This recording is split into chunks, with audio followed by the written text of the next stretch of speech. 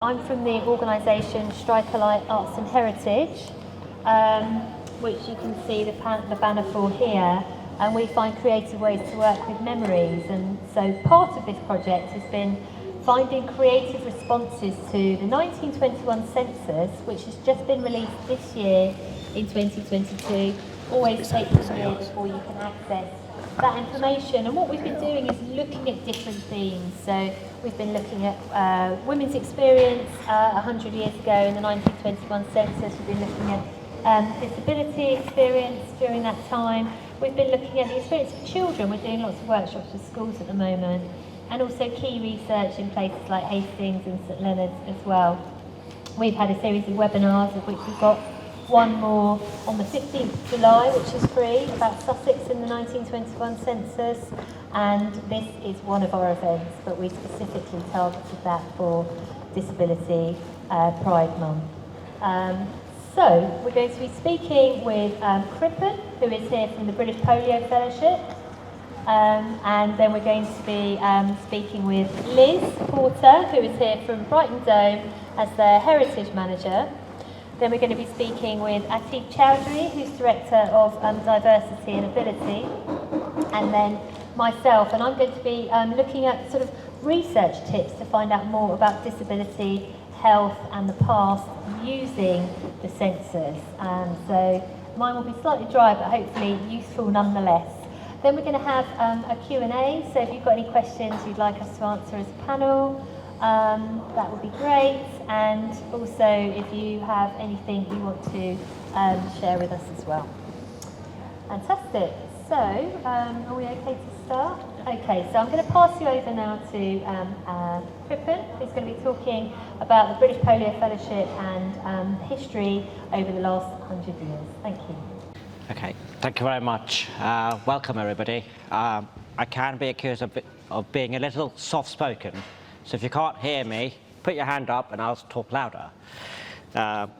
So the British Polio Fellowship is a charity set up in 1939, so we're in our 83rd year this year. And we were set up to help people living with polio live full integrated lives. And we were set up prior to the NHS, and we were one of the first charities to be set up in the UK to be set up by people living with the condition. So there's an image of people campaigning for polio rights. I think this is about 1940 something, but it's in the facts. So why was the charity set up?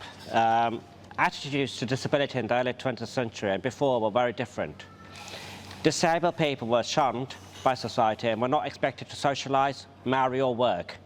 Essentially, they were locked away and forgotten about. Also, attitudes to polio was a challenge. Polio was seen as a bit of a dirty secret, and you weren't considered, very good to associate with if you had polio. In 1938, Patricia Carey and Frederick Marina met, and they talked about having a disabled organisation to support disabled people by disabled people. And in 29 January 1939, they organised a meeting in London where 30 people attended. Now that sounds like very humble beginnings, but very soon after that we had 400 people attend a tea party in Kensington. Initially, the charity was set up to support people through the pandemics in the 30s, 40s, 50s, 60s, and it was supporting children living with polio, and then after living with polio, living with the effects of polio. The vaccine was introduced in 1957, and you must have seen some news about, some stories in the news last week about polio coming back in the UK. So it just goes to show how important it is not to be complacent and to ensure that the vaccination program is kept up. Today we support people living with the effects of polio still, mainly from the pandemics in the 50s and 60s. And we believe there's 40 to 50,000 people still in the UK living with the effects of polio. So there is a significant number of people living with the condition and particularly a condition called post-polio syndrome. In this area particularly, because many people have retired around these parts of the world, there is quite an active population amongst the polio community. Some key historical points in the fellowship. We started the magazine in 1940 called The Bulletin, and it's still going today. We have a large branch network, and it's still thriving today. In 1956, we had 16,000 members. It's not so much now, but hopefully we will be able to get to more membership to doing events like this. In 1950, Lantern Hotel opened, which was based in Worthing, and they had to close mainly to logistical reasons for us. We were the first charity to sell Christmas cards in the UK, and a factory was set up in Newcastle by one of our patrons who turned 100 this week.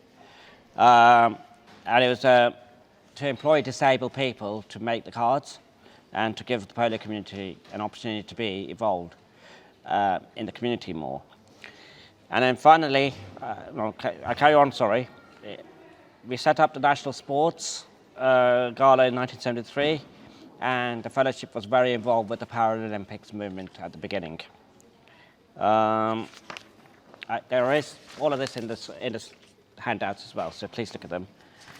So in the handouts you'll see this is a picture of polio survivors enjoying a Christmas party in the 1940s, and you can see how packed the room was. In fact, I've seen this picture at a different angle, and it's packed in all angles. And again, this is just... Sorry? We didn't print this one out, we sent it out by email. That's fine. Sorry, this has been sent by email, sorry. And then I've just added some images about showing people living with the effects of polio in different varying degrees of disability. So polio disability can be quite varied. It could be just very minor or paralysis from the neck down. I thought I'd just talk a moment about our logo and what that means to us as an organisation. And there are 3 rings in our logo, and they mean life, hope, and support. And I think that encapsulates what we do as an organisation. We support people's life, we give them hope, and we support them through their journey. But what else does the ring tell us? The rings almost indicate the continual cycle of help. People don't need just help and they go away. It's a continual cycle, and people's needs change, and we hopefully be there through their journey for them. And then secondly, I think this almost indicates the movement of a wheelchair to me.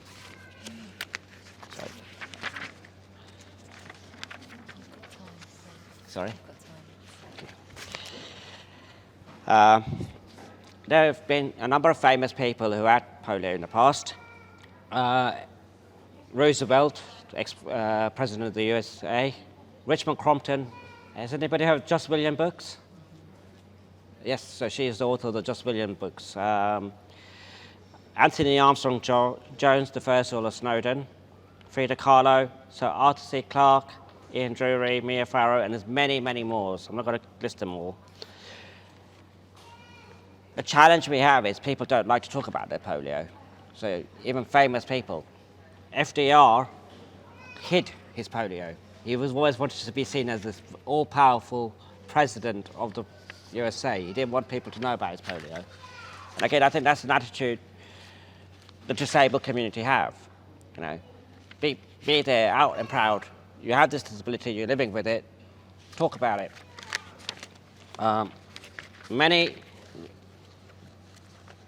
We've been very lucky to be supported in the eradication efforts by organisations such as Rotary, and many Rotarians and British polio ambassadors are shared.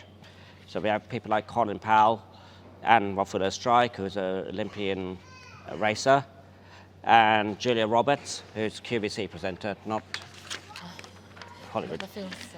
And also, we don't realise how much polio is part of popular culture. So a few years ago, we had this movie called Breathe with Andrew Garfield and Claire Foy.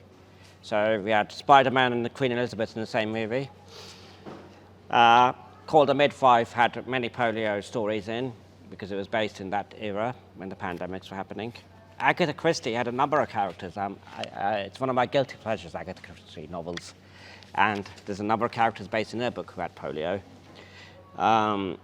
Sex, Drugs and Rock and Roll is a Ian Drury biopic. Spoonful of Sugar, funnily enough, is a reference to the polio vaccine. And there's another movie called The Normal Heart with Julia Roberts from Hollywood and Mark Ruffalo, so we've got Hulk involved now as well, and others. This is to show you some of the progression of our magazine over the last few years, and it's a very well-read magazine. The games. Our games are very, very popular. We have about 150 polio people participating in all types of different games, such as cribbage, darts, bowls, curling, and they take place once a year. So this is how our more sporty games, Paralympic Games, developed into something more sedentary as the polio community got older. Just going to talk a few moments now about the challenge we still have, really. We have got very far with disability rights in the UK. However, we're not perfect, and we can't be complacent here. One of the things I think that I hear about a lot from the polio community is about travelling. A person who has a disability cannot just turn up to a station and make spontaneous plans and go. They need to carefully plan their journey. They have to carefully plan their route from their doorstep to doorstep. And a good example is, if I want to book a train.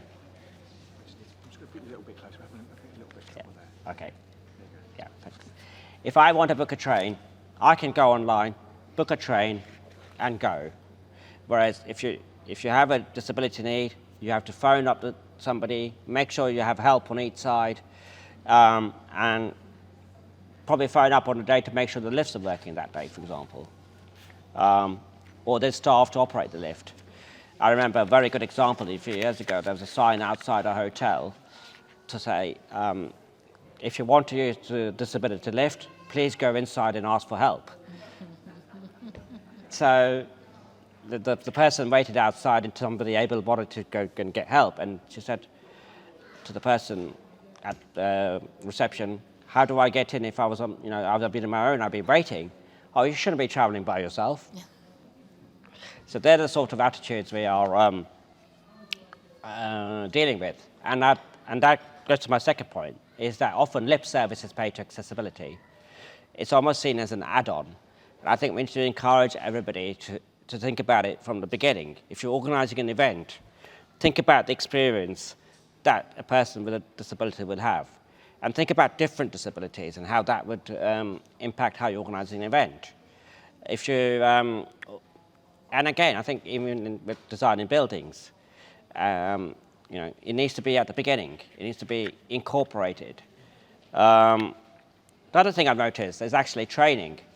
A lot of organisations provide disability awareness training to their staff, but they tend to provide that to middle management and high-level management. The people on the ground don't have that training, So I think it's to ensure that training is provided across all levels of the organisation. Although not so relevant for the polio community, it's employment issues. I know most organisations will have their statement on job adverts, say we're an equal opportunities employer, and et cetera. Does that actually manifest in real life? And it's particularly, I think, relevant for hidden disabilities or people living with long-term neurological conditions whose condition may be variable. I think, again, this seems like a bit of a buzzword type thing to say, is to ensure people are treated with dignity and respect. But actually, it's so important. Let's not look at the disability, let's look at that person. We are all wonderfully individual, and we are all our own version of normal, whatever normal is. There's no such thing, in my opinion. And so, finally, I think portrayal and representation. so often disabled characters on television are just, again, seen as an add-on, and no real thought is given to how their disability impacts their life. So let's get a bit more realistic, holistic portrayal and representation. And I think that's all I've got to say. Thank you very much.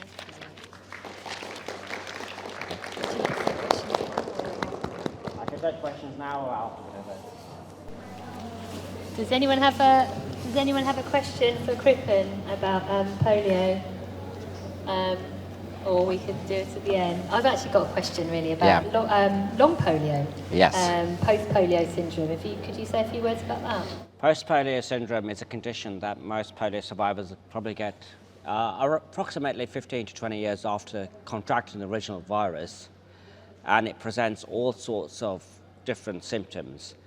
But in effect, it's polio affects your neuromuscular system, and it's effects of that you are feeling much later in life.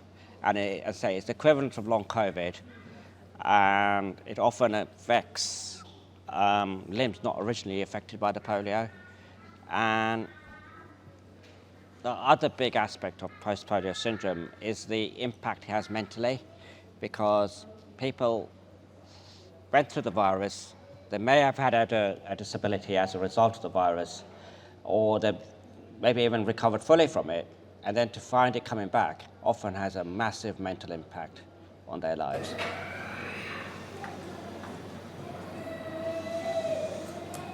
Thank you, Kripen. Thank you for that. So polio is coming back, possibly, and it's a shocking sadness to what that is in terms of the polarization of economies in the world, what's happening in the UK, how people are accessing hygiene, sanitation, clean water. And disabled people are obviously not obviously, disabled people are the disabling experience happening to people who exacerbates poverty. I'm interested in knowing from the audience how many people perhaps know people impacted by polio that may be coming from white backgrounds or European backgrounds. And do you think, Kripen, that at the moment it'd be fair to say that the majority of people impacted by polio will be coming from the global south, even if they are living in the UK? So, I would suggest the younger demographic of polios in the UK are from Asian and African countries, possibly South European countries as well.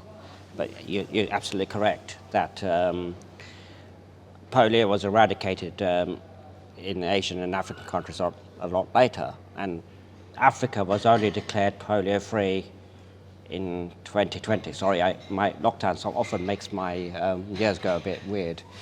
But Africa as a continent was only declared polio-free in 2020, whereas Europe, I think it was something like 98 or something like that. So it just goes to show how far back we were. And the challenges we've had is that in certain developing countries, they're still using an activated poliovirus vaccine, whereas in the UK, we haven't been using an active polio. There's no real poliovirus in the vaccine we have in the UK. So there's no chance of getting polio through the vaccine in the UK, where that is still the case abroad. So the only way we're ever going to get rid of polio totally is to eradicate all traces of it, including vaccine-derived versions.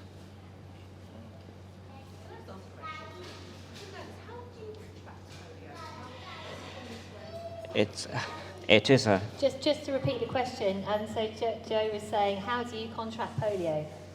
Or poliomyelitis, is to give it its full name. That's right, yes. It's a virus, predominantly through... It is a virus predominantly through close contact, and it's waterborne. So a lot of people caught it at swimming pools, Lidos, those sort of places. Without sounding too delicate, it's because people don't wash their hands properly after going to the toilet.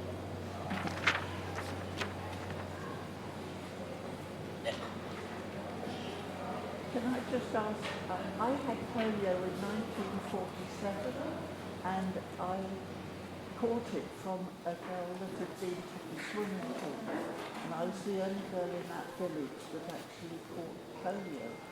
And I've seen my life go from sort of fairly active, and then I've got post-polio syndrome now, and it's taken, well, I can't walk anymore or do anything, but I still get out and about, and I live with it, and I make the most of what I've got. But I would say that, you know, there's a lot that can be done to help us, which isn't done in the normal way. I used to be on a committee that actually did this building to make certain it had disabled access and things like that.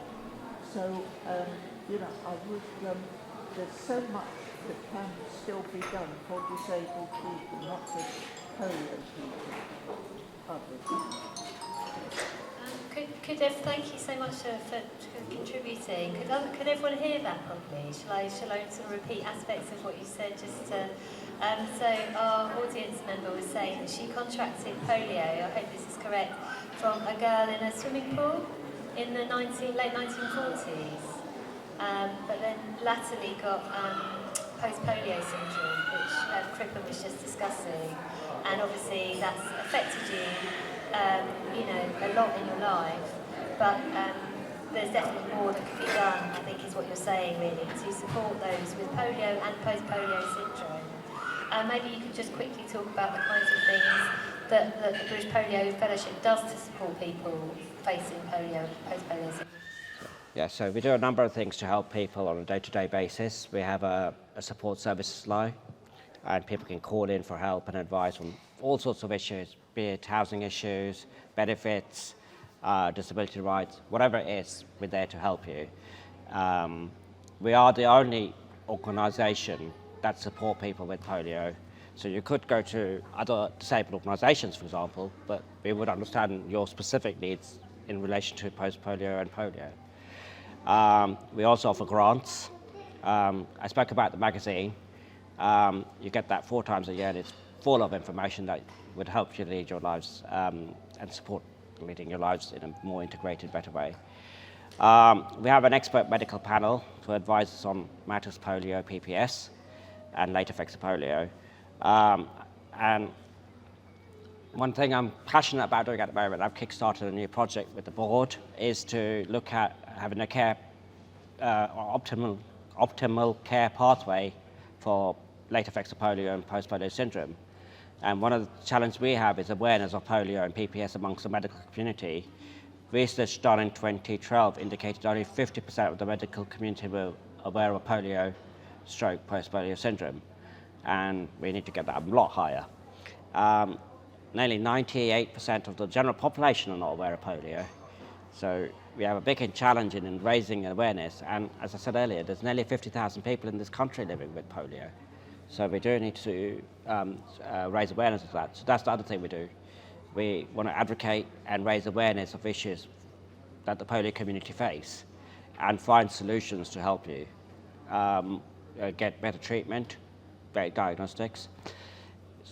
It's indicated it could be as much as 20 years to get a PPS diagnosis, and that's not good enough. We need to do better. Thank you, Kripen. Any other questions about polio? We've got another few minutes if anyone wanted to ask any further. Can I just ask something? Yeah. So there was an example of polio being found in the water in London last week. I think you sort of referenced that. And I suppose the concern is, what would Public Health England do to try to prevent further cases taking place and then that becoming a growing issue over time? I think it's vaccination is the key here. COVID has shown us how important it is to get vaccinated against viral conditions. At the moment, we should, in the UK, have a 95% vaccination rate against polio. We're not close. Certain part of countries are getting to 90%. In London, it's near 82%. I read one stats in some parts of London, it could be as low as 65%. The only way a vaccination program can be really successful and work is 100%. Because as soon as you break that, it's like a circle with everybody holding hands. As soon as one person breaks that circle, there's vulnerabilities. So I don't want to unduly panic people. The cases found in London are very isolated, and there's no real evidence that it's going to be a problem. So please do not panic. But equally, if you're not sure of your vaccination status, please talk to your healthcare professional, talk to your GP, and if you're not, get vaccinated, please. And if you know people are not vaccinated, encourage them to do so. And as I said, the vaccine in the UK is 100% safe. I've got one further question, actually. Sorry, Yeah. this is a That's okay. fascinating subject. So I don't know if I'm sort of harbouring misguided sort of beliefs, but I thought that in the UK at least, maybe in the States as well, that it was a mandatory vaccine that took place within schools for all school children. Obviously, some children don't go to school, some come much later, but is that doing enough with that vaccine? So it is part of the child immunisation programme, but it's not mandatory. Anybody can opt out from the child immunisation programme. And secondly, it is, you are asked for your vaccination status if you immigrate to the UK. But again, I don't think it's mandatory. It is encouraged, strongly recommended, but they can't force you to do it. Any further questions for Kripen? Yes. I just wanted to talk about, so for someone like in my position, I've got co-occurring disabilities, where I've got functional neurological disorder and complex PTSD, and my situation with vaccines, it's such a shame with my position or similar people who struggle with needle phobia. Because of my co-occurring conditions, if I get a spike in my cortisol, I'll have a seizure. And so I've not been able really, since being younger, to get really any vaccines. I think I had some when I was a child, but growing up now with complex PTSD, I wasn't able to get COVID vaccine. So I guess I want to make the point that I feel like more should be being done for people who struggle with needle phobia. I know there are some solutions, some other ways of administering vaccines, but I feel like they're not being looked at enough. And people are, disabled people like me are being put at risk because of that, Shall I just repeat that quickly so that those who might not have been able to hear? So our audience member was saying that she has sort of multiple conditions, comorbidities, and one of those involves a needle phobia, which makes it really hard to have vaccines, and that therefore there should be other ways to access vaccines, because some people will have a seizure as a result of a vaccination, or have other sort of trauma related to that. I know when it was first introduced, it was on a teaspoon of sugar, wasn't it? Or a sugar lump? Yeah, that's right. Yeah, so that is an activated polio virus, which you're in fact injecting a bit of polio in you, and your immune system fights it, and then you get immune as a result of that. But that is obviously, with any live vaccine, there's a chance of you getting the condition from that. So yes, I think there should be available methods for people with your sort of instances where they can get the vaccine if they can't get it in the normal injection way. And I think I also work quite closely with the Neurological Alliance in England. I sit on the board there as well. So some of those, I could take those sort of questions to the Neurological Alliance, because it would affect people with other different neurological conditions as well. Perhaps you can have a chat later, or we can signpost you, so that you can sort of help to feed in, because sometimes there's that known unknown where if the organisation doesn't understand issues that might be a barrier to prevention, then that's good to know. I also forgot to say at the beginning that to anyone that's registered for this free event, we sent out resources yesterday, but if you didn't register, we can take your email address today, and we will send out all the information again next week, along with the recording of this event too, so you can access that. Thank you so much, Kripen. That's been fantastic. And Just in terms of time, we'd like to move on now to Liz Porter, who's here as the Heritage Manager from Brighton Dome, and she's going to be doing a short talk of around sort of 10 to 15 minutes about her work and also the history of sort of disability in related to the buildings around Brighton Dome. So to pass over to you now, Liz. Thanks very much. Thank you, Nicola. So my name is Liz Porter, and just to give you, for those who may want it, a sort of self-description, I am a white woman with mousy brown hair, wearing glasses, wearing a sort of green background dress with tiny flowers on, and hopefully that gives you a sense of who I am. So, I don't think my microphone's on. No, it is. Okay, It's good. closest. Yeah. So I am actually the Community Engagement Manager for Brighton Dome and Brighton Festival's Heritage Centre Stage project, which is part of a huge redevelopment of the Royal Estate.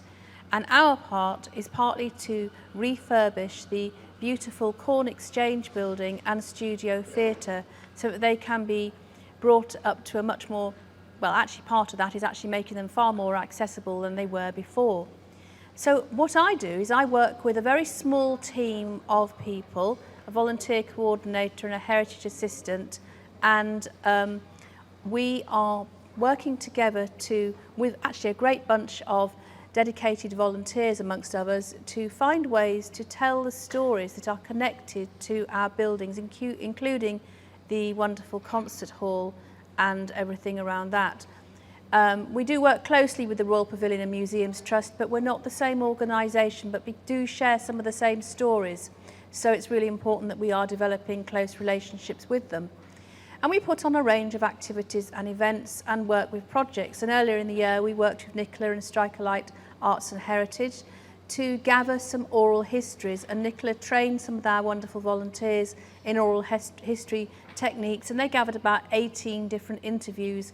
And these will be available hopefully online at some point soon. But also we're going to try and create shorter versions so people can get a snippet of them in some of the displays that we put on as part of our events. And a date for your diary. If you've never heard of some of you I'm sure will have heard of Heritage Open Days. It's a national programme of events that happens nationally in different parts of everywhere across the countries, which are kind of people open their doors for free. And we have an event which will happen at Brighton Domes in September, because it usually happens in the second week of September, and Brighton actually has a massive Heritage Open Day programme. Our main event is going to be on the 11th of September this year, and we'll be linking into the Heritage Open Day theme, which is around astounding inventions, but actually adding our own themes of innovation, rebuild and reimagine, because this will give us a great opportunity to tell people a little bit more about how things are progressing with the Corn Exchange and Studio Field theatre redevelopment, but actually also to share some of the stories that we're gathering and to tell people about our heritage, our history, our wonderful stories.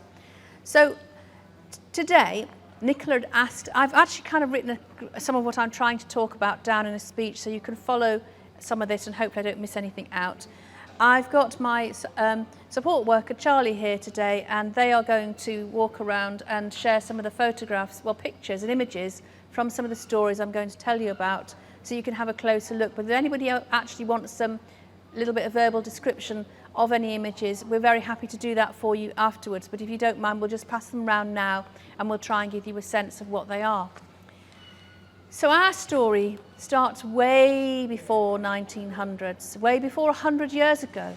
And I'd invite you, as I'm sort of talking through these themes, to really try and reimagine in your mind what it might have been like to have been a deaf, disabled or neurodiverse person living in these periods that I talk about.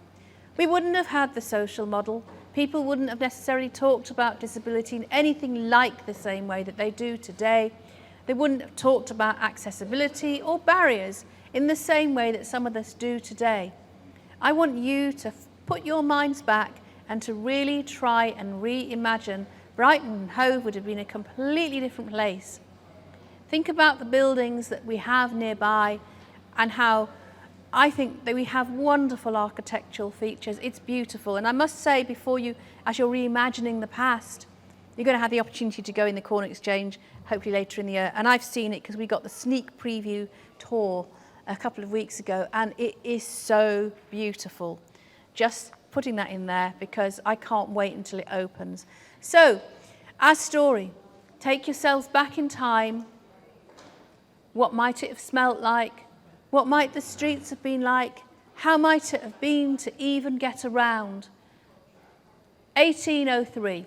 So, Prince of Wales, Prince George then, who became King George IV, a man who had many impairments himself. And actually, if you've been to the Royal Pavilion, you may have actually seen some of the adaptive technology that he used, or adaptive equipment he used, like his bed and the chariot that he used to get around with. And the kind of way that we tell stories, and Kripen, Sign alluded to this before, about people's lived experience as we in the museum sector and the heritage sector is talked about in a much more open way now when we're talking about disability, and I'm really happy about that. Anyway, he decided that he wanted to have some horse riding stables and some horse schools, and the Corn Exchange and the studio and the concert hall have been used in many different ways throughout this kind of timeline. But to begin with, it was a horse riding stables and a horse riding school, and actually also so was Brighton Museum to begin with. So you might see in this picture how it looked way back when. But moving on, times change and venues and how they were used changed too, and our concert hall was commissioned, whether you might have been, some of you might have been to Brighton Dome's concert hall, in 1867. Now, we don't actually have a huge amount of stories yet, she says, because we want to gather more, that tells the story of how deaf, disabled and neurodiverse people experienced what it was like in our buildings, or what they, in early days of when they were performing. Certainly in the earlier days, we don't have a lot of that information yet. That is what we want to do some more research around at some point, to open up those conversations. But I do know two women who were conjoined twins in the 1900s, Daisy and Violet Hilton. They were actually very famous. I don't think they actually ever performed at Brighton Dome, but they certainly performed in lots of places and actually took part in the well-known film, which some of you may know, called Freaks, which in itself, with just the title, and there's a huge, huge disability representation story to tell there and to unpick, and lots of people have. And I think that would be a really interesting conversation for us to have as a venue that now has a lot of kind of contemporary circus activity, and sort of beginning to really look to programming wide, diverse voices in our whole programming experience. We want to kind of look at that, and actually I'm quite interested because, excitingly, this festival, which our festival, as you might know, happens in May, we had Diverse City and Extraordinary Bodies with their charming show Human, and they are an inclusive performance theatre company, well, more theatre, they're kind of circus as well. And I was really excited because I went to the Q&A after they did their show Human, and Claire, who's one of the directors, said she could remember dancing at the Dome on the stage, and how exciting it was for her to bring an inclusive performance company of disabled and deaf performers coming together to sort of perform on the stage. And I was saying to Nicola earlier, we're really excited because she's agreed to be interviewed for part of our oral history collection. So that will open up some of those wonderful conversations around representation. Take you back again. We'd got as far as the concert hall opening in 1867 and moving forwards. The venues have been used in so many different ways, and I think some of you will know that there is the story of the Indian Soldiers Hospital that happened for 4 years in the First World War and just a little bit beyond. This has been documented very well by wonderful local communities such as the Choudhury Memorial Group, and I think really they're probably more positioned to be able to tell those stories. But we had beds as well within the concert hall and the Corn Exchange, as well as the Royal Pavilion during that time.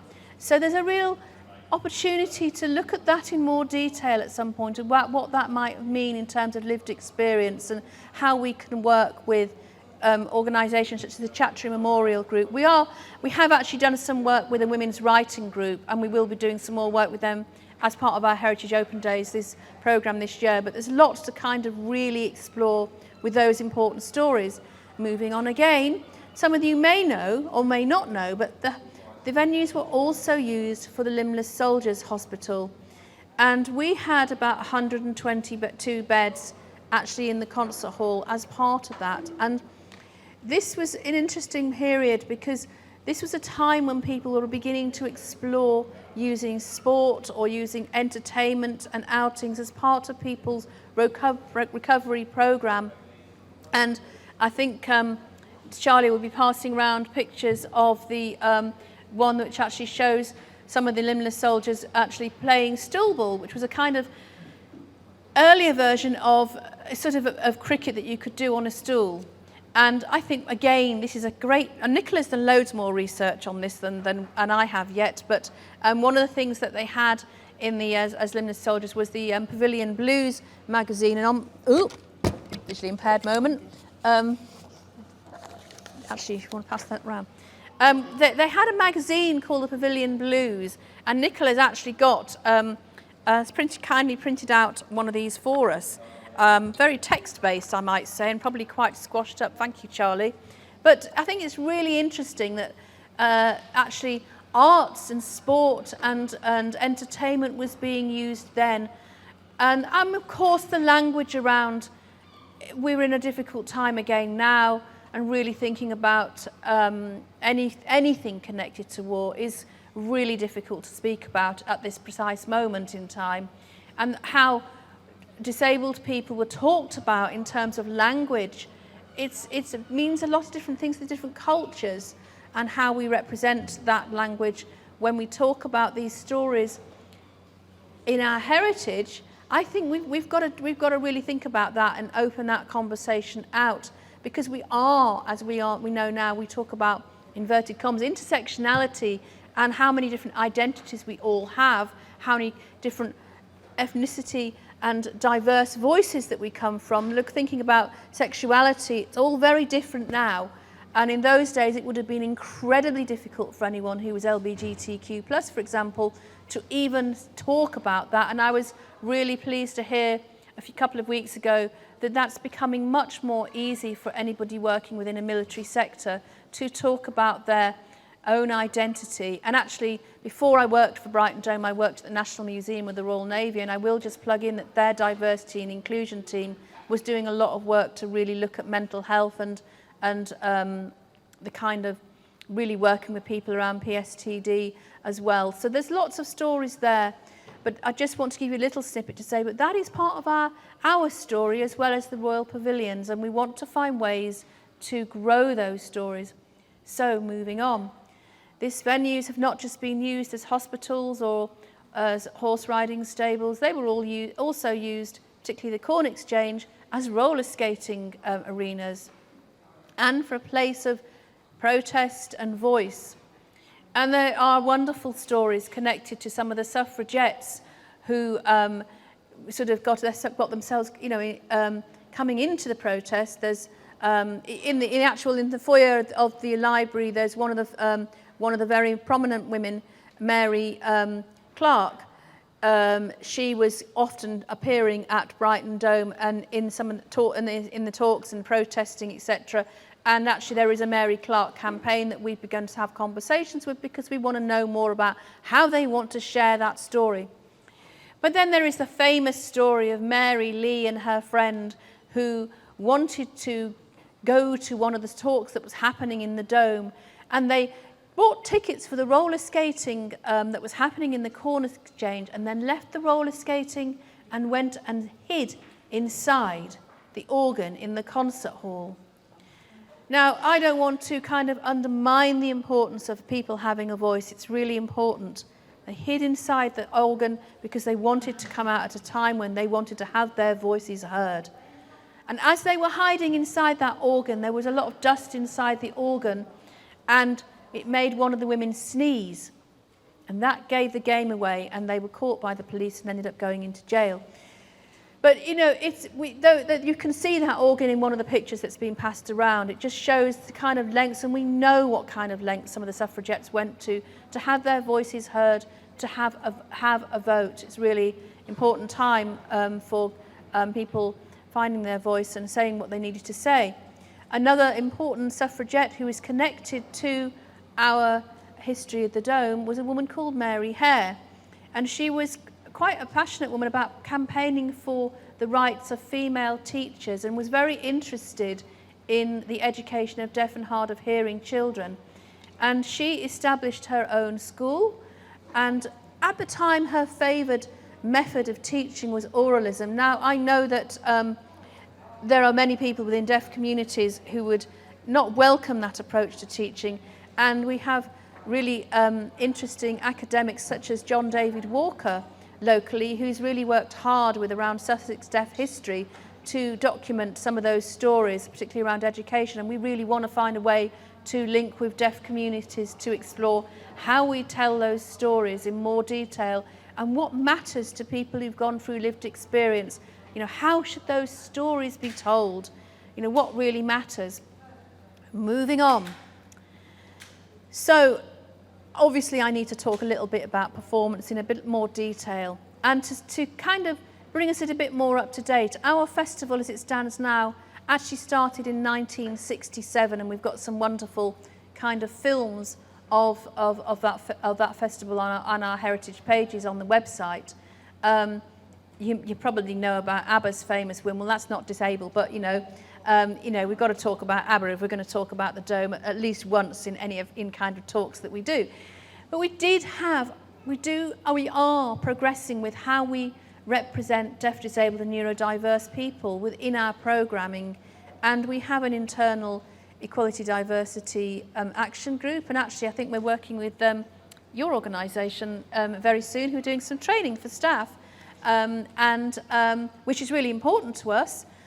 But it's we've also got an access action group, and we're looking about what that means, because we are a hiring organisation. We hire shows in more than putting them on ourselves. So we've got to think about what that means to make sure that we say, actually, we really want you to think about access and diversity in what you do with the shows you're doing. So we're building a whole load of guidelines at the moment to kind of, for ourselves internally, for what that means if, say, for example, if we're working with an audio describer or a signer or whatever, we've got to think about that. I'm actually really interested in the whole journey around creative access, but that probably is a whole other session in itself about how you weave accessibility into shows. Theatre companies such as Grey Eye Theatre Company have done a lot of work on that, and companies, and our teams are actually working with organisations such as Definitely Theatre Company at the moment to explore how we move forwards around access, you know, programming deaf theatre. And so, you know, there are people like Stevie Wonder who performed at Brighton Dome. There are people like groups like Staff Bendabelly who performed in, you know, way back in 1939. Groups such as, no, they didn't, that was the other one. Then I have to mention wonderful organisations such as Carousel, who I'm sure you know, they're Brighton based and are led and driven a lot by Voices of Learning Disabled People. And they have their Blue Camel clubs used to feature in our Corn Exchange, and they will again when it reopens. And the wonderful Gigs Buddies that has been set up by Stay Up Late to try and find ways for learning disabled people and those who want more support to work with companions to come to different shows in different places. So the journey has begun. We are giving you a snippet today of what's there. We are, as we speak, and my colleagues, Alex Epps, who's one of our heritage assistants and also a programmer, has been working this month with our volunteers, starting to sort through the collection that we have so that we know what we've got. And we're opening up conversations, and we want to have conversations with you. We don't want to assume how we tell the stories. We want to work, and we are working with communities to explore how we can tell these stories and how we can keep moving forward to keep our rich stories and heritage alive, and to bring those stories alive in really wonderful and creative ways. So I'm going to leave that there. But just kind of keep in your mind, how far have we really come since the beginning, since 1803? How has it changed? How wonderful is it to kind of see what that looks like in our minds and to feel what that might look like in our lives and to think about what that means to us today and how we represent those stories. And I welcome the opportunity to talk with any of you afterwards about how we can do that. And whether I can answer all the questions or any of the questions you've got now remains to be seen. But if you have got any questions, I'll do my best to, if I don't know the answer, to signpost you to where we might. Thank you so much, Liz. That's a great walk through the last 200 and something years. It's really fascinating and good to see such good work happening at the Dome. Has anyone got any questions for Liz before we move on to our next speaker? Is there anything you'd like to ask about the sort of heritage of the building or access and inclusion? Kripen has. Yeah, I do have a question actually. Obviously you're talking about very old buildings which probably didn't have disability inclusion factored in when they were built. And often I've heard, working a lot in London, about very old buildings, people say, oh, we can't have accessible lifts because it's against the grade 2 listing or whatever. How do you come across these? Yeah, we definitely have, and I am very, very pleased to say that more improved accessibility has been thought about for the newly refurbished Corn Exchange and the Studio Theatre, and actually we've got better access at the concert hall after its refurbishment in 2000. So there will be more, I forgot to say that, more improved front of house facilities with, you know, wheelchair accessible height front of house desks. There are far more accessible dressing rooms in the Corn Exchange leading to the studio as well, and we have access backstage with the concert hall.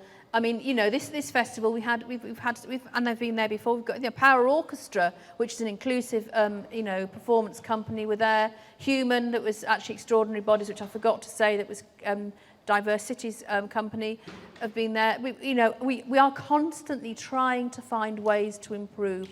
There is more we can do, I know, but you know, yes, we have to think about it, and it is a challenge. I mean, Brighton is a nightmare, to be fair, around access for some of the listed buildings. I mean, just on a personal front, I was attempting to find a venue for a party earlier in the year, and I've got loads of wheelchair using friends. It was really, really difficult because we've got quite a lot of historic pubs and places, and actually there are organisations that you possibly know.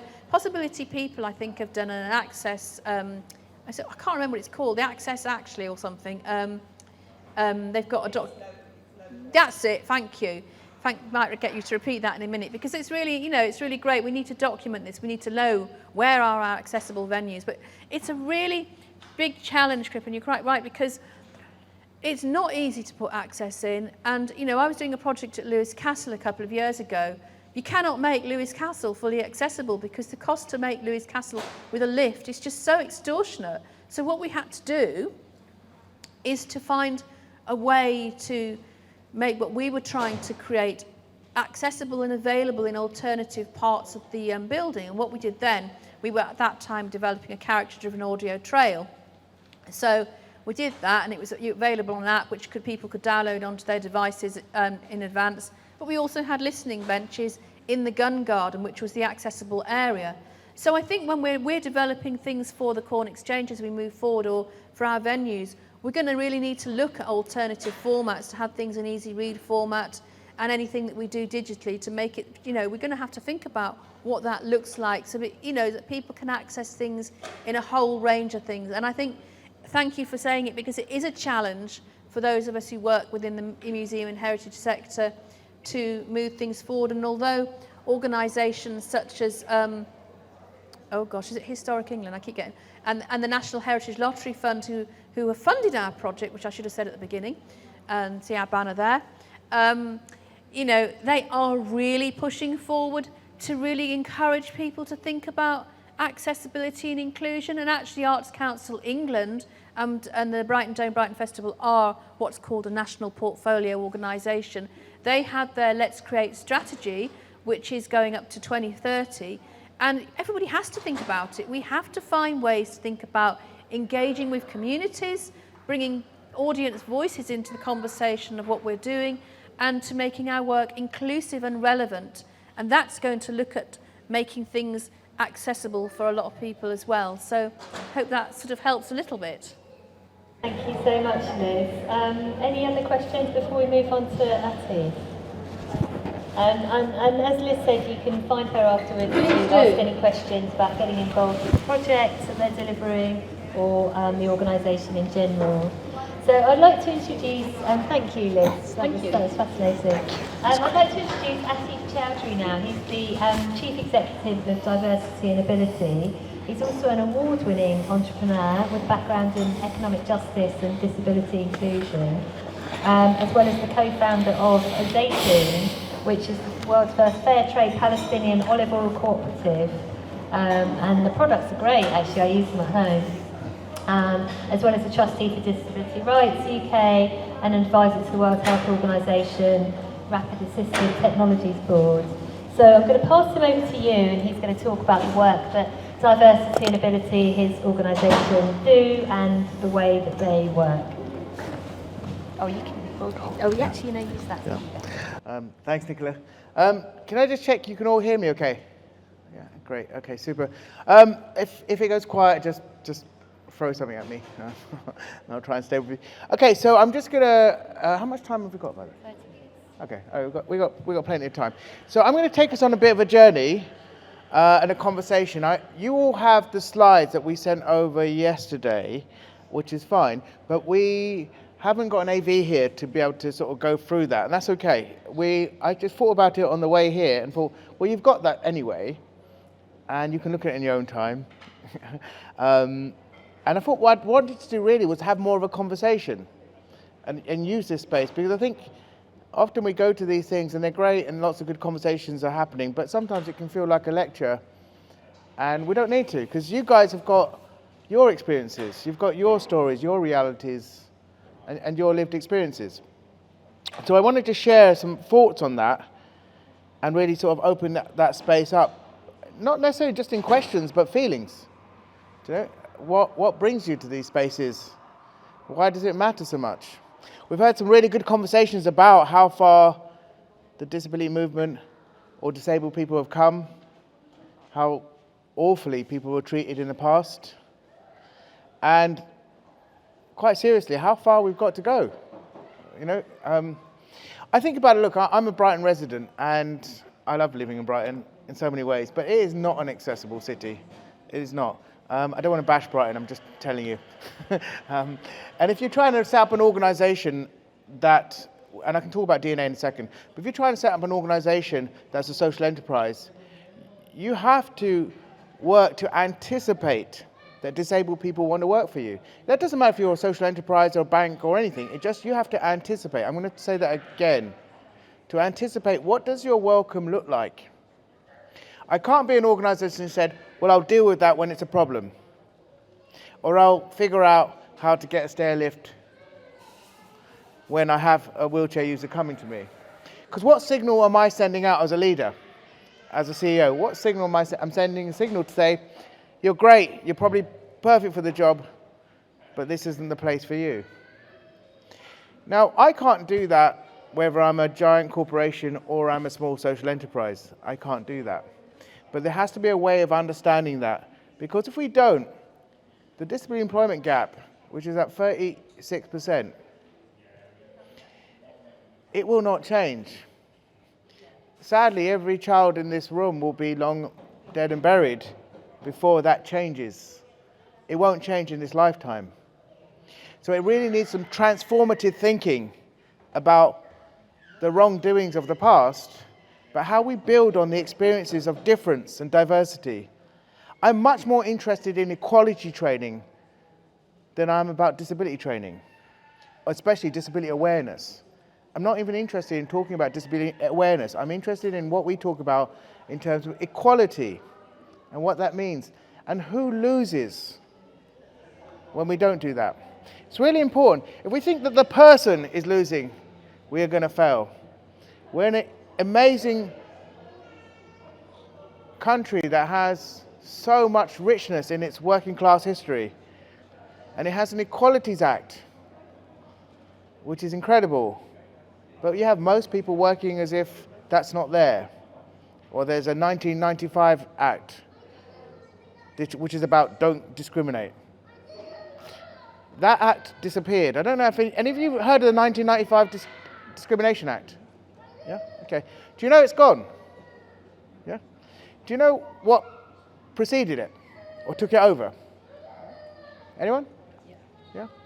Okay. And can I ask the audience, be brave. I'm totally full of courage right now. Be brave. Can I ask anybody want to say what might have taken over the 95 Act? Absolutely. When do you think the Equalities Act was there? Great, 2020. So thank you. So 2010 we had the Equalities Act. This really matters because it wasn't a updated version of the 95 Act. It wasn't a let's just make it better because it's been a few years. It was tearing up the 1995 Act, throwing it in the bin, and creating a new act, which was about equality, not about not discriminating. It was about a social model of understanding what we are as a community, as a country, as a nation, and as a world. It was not about don't get caught. So in that sense, often we think about, I want to just ask, how many people are aware of the social model? Yeah, get a sense of it? Yeah. How many of you might be aware of the medical model? Yeah, okay. Now the medical model is a model that we inherited. We talked a lot about identity in the past. The National Health Service was largely built on that. There's lots to be said about what it did to teach people what barriers people are facing. But it's not enough because those barriers aren't about a person with a disability. Those barriers are about a disabling situation. And who owns that situation?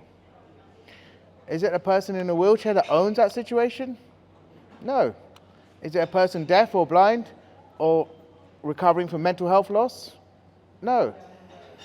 It's about the civil society we live in. But how do we get that understanding when most people are still acting as if it's on that person? And most people, organizations, and even this city, and those who govern it are still working as if they're on a 1995 Don't Discriminate Act. It's some big work to be done, right? But it's good work. It's meaningful work. It's work that is constantly in change. I'm an example to an extent, but that's not so important. My team is a great example, but that's not so important. It's what you are today. I am wearing glasses, right? No biggie. It's no biggie. But think on the conversations that we've had with Liz and Kripen, and Liz talking about the past of that in Brighton and the corn laws. If I was, when the corn exchange was here and was actually using corn, if I stood up then as a brown man wearing glasses, what does that mean? Two things.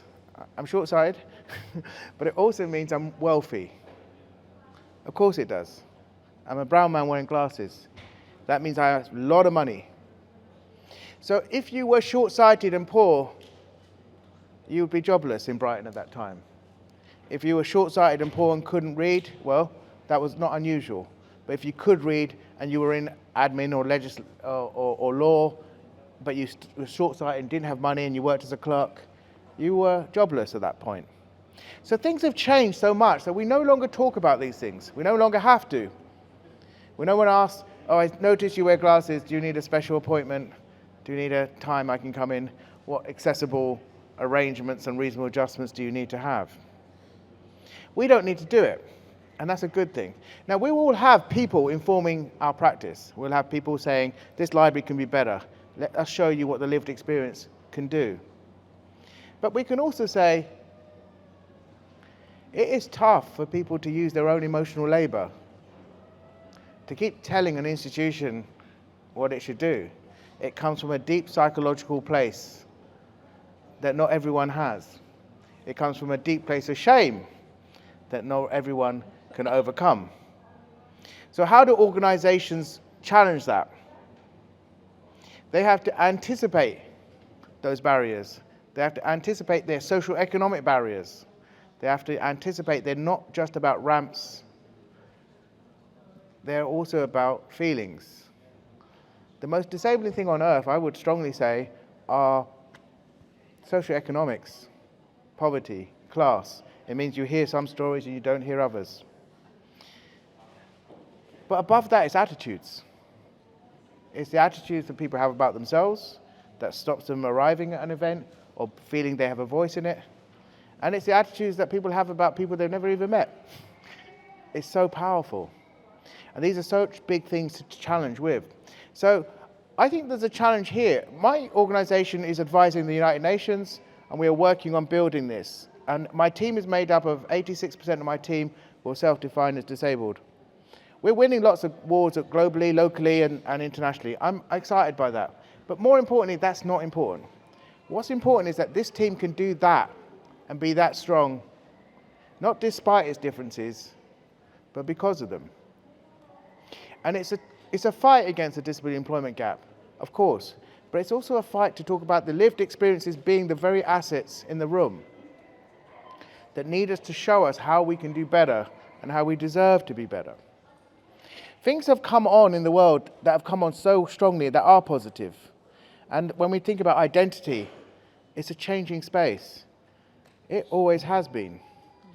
It always has been. Historians come to terms with that, but civil societies often don't. They can be very static, and they're steeped in shame. But shame dies when it finds a safe place to tell a story. It always does. So we can tell those stories through the work that Strike a Light is doing, for the work that everybody's doing, the Polio campaign, for what Liz is doing, for what we're doing, and for what you all do. How do you find that sense of inclusion? It's going to take a lot of challenges, mostly about tackling silos.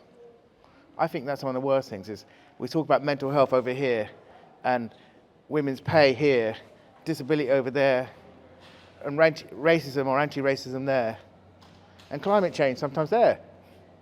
What do we do when we find a black woman that wants to get paid equally, that cares about living long in a climate-safe environment, who happens to be disabled and has happened to be struggling to tell her story?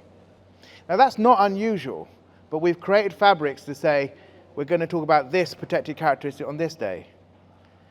The invitation around Mental Health Week, and we're facing that time now, and Disability Pride, is that it is intersectional. It always has been. And if we don't understand it through an intersectional lens of how people experience the world, then we're not going to understand it through a relevant lens. We're just not. We're going to be coping with people and their sense of outrage, or worse than that, their inability to communicate, the sense of loss, that we definitely need to hear from to build a better Brighton. So it's tough work at hand, but just, I want to sort of not put it on a downer, but I just say that that's the gravity of the work. And the 1921 census said a lot of things, but at those times, when we think about the changes that have happened, do you remember the Robin Reliance, the freewheelers cars, yeah? I mean, they were cars that were designed because they're cheap, they're quick. They were called the Inva cars. Anyone remember that? Inva car? The Invalid. It was given to post-World War II injured soldiers, to mobility car, essentially, the very first. And then you sort of think about, that was a really awful car to give to somebody that may be needing a wheelchair, a freewheeler car. I mean, think on that. And so we come to the space where we recognize that people just did things because they were quick and they were cheap. And essentially it was a problematization, that someone's a problem and we need to deal with that problem as quickly as possible, rather than the idea that there's a difference and we need to not necessarily just celebrate it, but recognize what do we lose when that difference isn't part of our civil society. I think COVID is a good example, and I know because it's horrible talking about COVID when we're so desperate not to, but I'll give an example. Like, I don't think since World War II we've ever had anything in the world that's collectively linked so many lives together. And one of the things that happened in World War II was we built a better nation. If you could imagine 1944, that in the Blitz of London and what was happening, and Africa and India saying, we're not going to do this anymore, you're not taking our money anymore. And we saw soldiers, the largest voluntary force on earth that came from World War was Indian soldiers, as Nicola's written about. And then you sort of think, okay, the country's bankrupt. We have a Marshall Plan, a loan from the Americans, and we have people that will continue to ration. We have so much post-traumatic stress. How will this nation rebuild itself? And if you'd have said to somebody in 1944 or even early, yeah, we're going to rebuild it, we're going to create free housing for those who need it, we're going to pay people for holiday time, and we're going to do something that's consciously connected to make sure everyone has free access to health care. You'd have sounded fairly bonkers, right? But it happened. It truly happened. When there's a collective will to do that. We are in a space now where we recognize we've been through some traumatic things and we can't go back to 2019. The people that were facing some of the hardest times were, of course, disabled people. Screening more, shielding more, having harder time accessing communities more, the mental health loss of being isolated and what that meant. I think those who are facing poverty in 2019, somebody coughing at a cash machine when you're trying to get money out and you've got no change, has a psychological impact on all of us. We feel guilty, we're not sure what change we've got, and the machine's only giving out 20s, so you don't know what to do.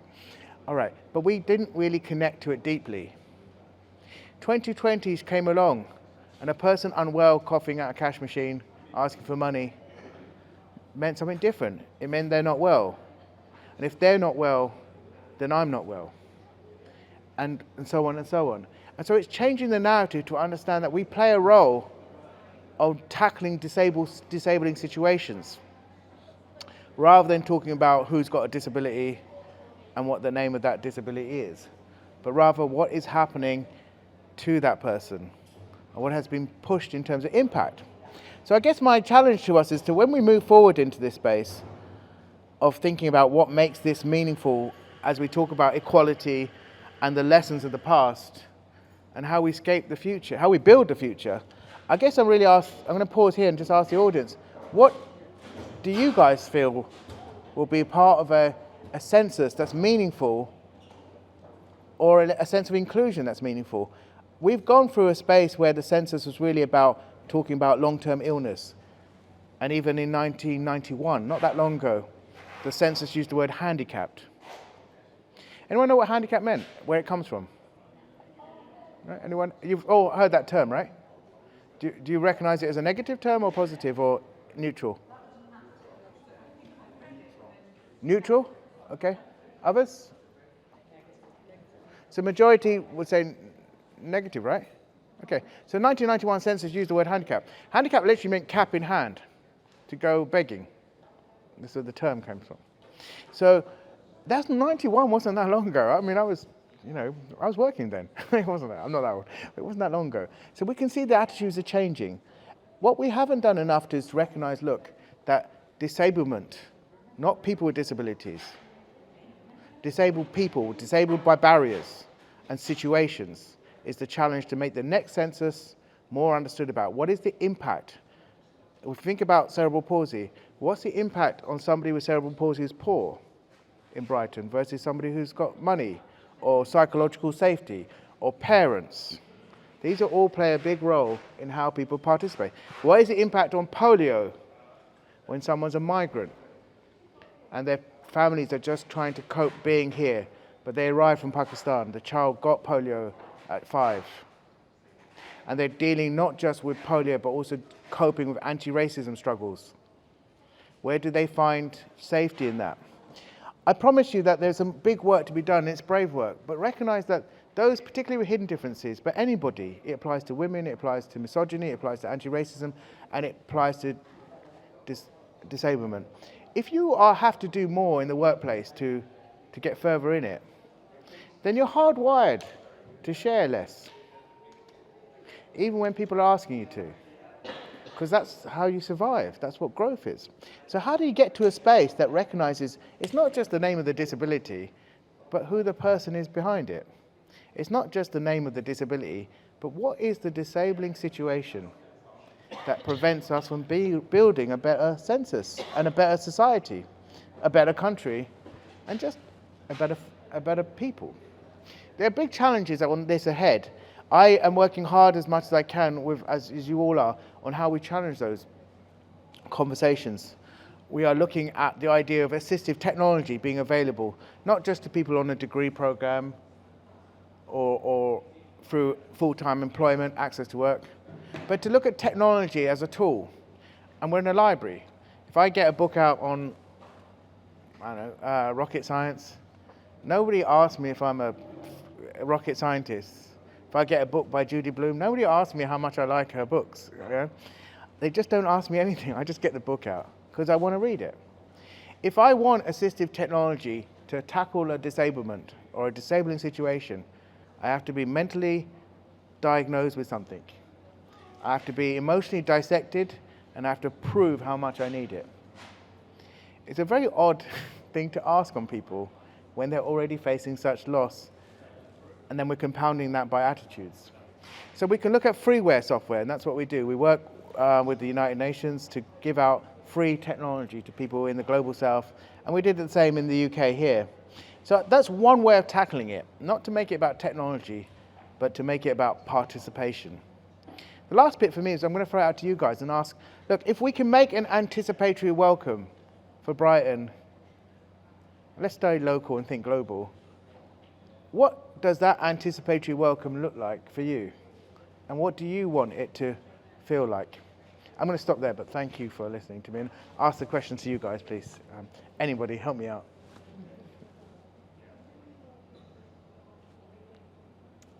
Can you tell us a bit about all the different kinds of work that diversity and ability do? Oh yeah, sure. So just asking Atif tell us about all the different diverse strands of work that diversity and ability do. Yeah, so our work is working in the UK as well. So we did some recent work with Stomp, actually. I was quite excited when Stomp came, and that's one example of a theatre example. But our way of working is so we do lots of different strands of equality work, but focusing on what is a disabling situation. So if I look at the work at Stomp, it was amazing, it was exciting because it was here, and Stomp wanted to make a show that was accessible to people, not just in the context of wheelchair users, but the emotions as well. How are people feeling? How do people recovering or impacted by nerve loss or sensitive nerve injuries cope with the show? Or they want to be entertained by it, but what are the ramifications of heavy vibrations? So our work was trying to support them on that, and then when they came here, we were really proud as a team all to go and see it. But it's also working with Transport for London, and to work out how is Transport for London going to build a city. They've inherited imbalances, they've inherited social wrongdoings, and how do they get ready for a space where disabled people aren't just using the transport to move around, but also just to work and to be part of every part of the world that we're in. Transport London have asked us to do this work, and we're taking them on an exchange of understanding that there's hidden differences. I don't think I need to say that to you guys in this room, but so many people are compounded by things we can't see. And those barriers are the things that we can't see. So what is a disabling situation is critical. So we do that work. We're working with companies across the country to understand what equality looks like beyond the lens of disability awareness, which can often be tokenistic. That tokenism does a lot of harm because it covers a hole to say it feels like it's being talked about, but it's not. Martin Luther King said it. He said, a shallow understanding of people from people of goodwill is worse than a misunderstanding from people of ill will. It's absolutely true. So it's asking, what does that look like? So our job, we work with companies, we work, as I said, with the United Nations, and I sit on the board for the World Health Organization.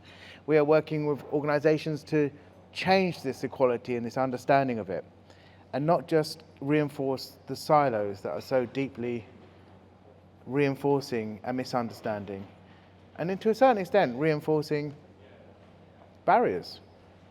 If one of my colleagues is blind and works in the team and delivers support, why wouldn't he not be able to be part of a mental health conversation? But he often isn't, not in our team, but historically, because mental health is over there. Or I'm on the board for Disability Rights UK. The leader of that organisation is also a man impacted by polio as a child. Of course the conversation would be about polio, but why would it not also be about mental health loss? Why does it feel this way? What is it if you're a disabled child and you've been raised by parents so anxious for you. They're also anxious that they'll die and you'll be poor. What is it like to be raised under that anxiety when you're so young? What child constantly feels the pressure of knowing their parents are going to pass away and they're deeply scared of it? It has a mental health consequence. Being blind and using a guide dog, knowing that people might play with your guide dog when you're crossing a road, it could get you killed.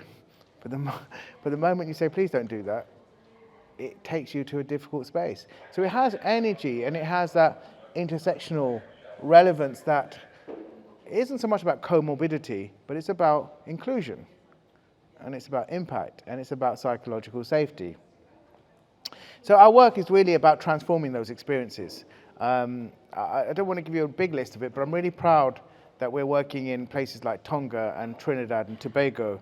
They're good holiday destinations. I'm really glad we're working in small state islands, because the challenge there, they are places where they have a fighting chance to measure something that could work.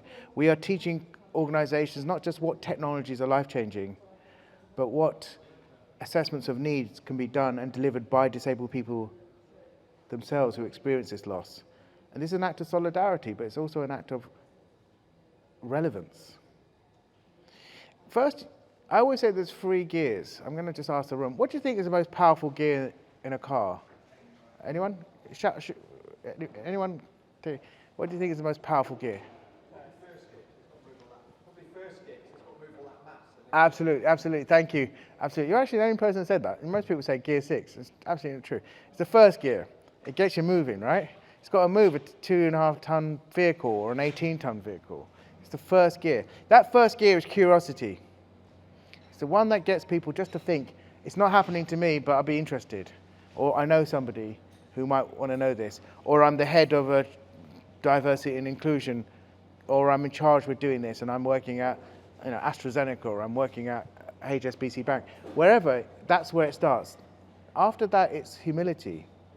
The second gear is really humility. It's saying, I didn't know this stuff. When leaders start doing it and doing something, exercising cultural humility is much better. A lot of leaders can say stuff, but when they are tested, sometimes they don't say, they're afraid to say the wrong thing. So they don't say anything at all. So nothing really changes. So when you see that humility happening, it's a much better place. The third gear, which is quite simple, and you guys are doing, you know it, you're in it, you live it. It's about solidarity. It's about showing up and showing what it matters in your experiences. As I said, look, I'll come to an end of this, but we're this good in terms of the training we deliver. I'm going to say it again, not despite the differences we're made up, but because of them. It's entirely relevant for somebody who shares an emotional experience to be able to recognize the depth of that experience and share it with somebody else.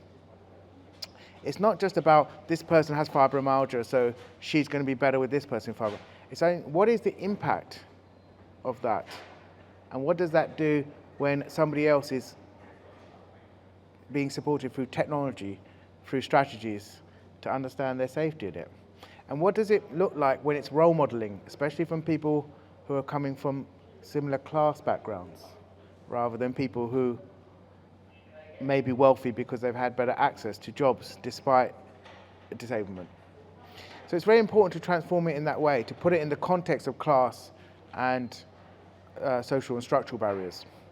I'm just going to stop there. You have got a slide deck with all of you guys, and do have a look at it. But I just really want to, I guess I kind of went off slightly, but I wanted to thank all of you listening to it. And just to think about a couple of things when you do see your slide deck. In it, there's a picture of the machine that Alan Turing created.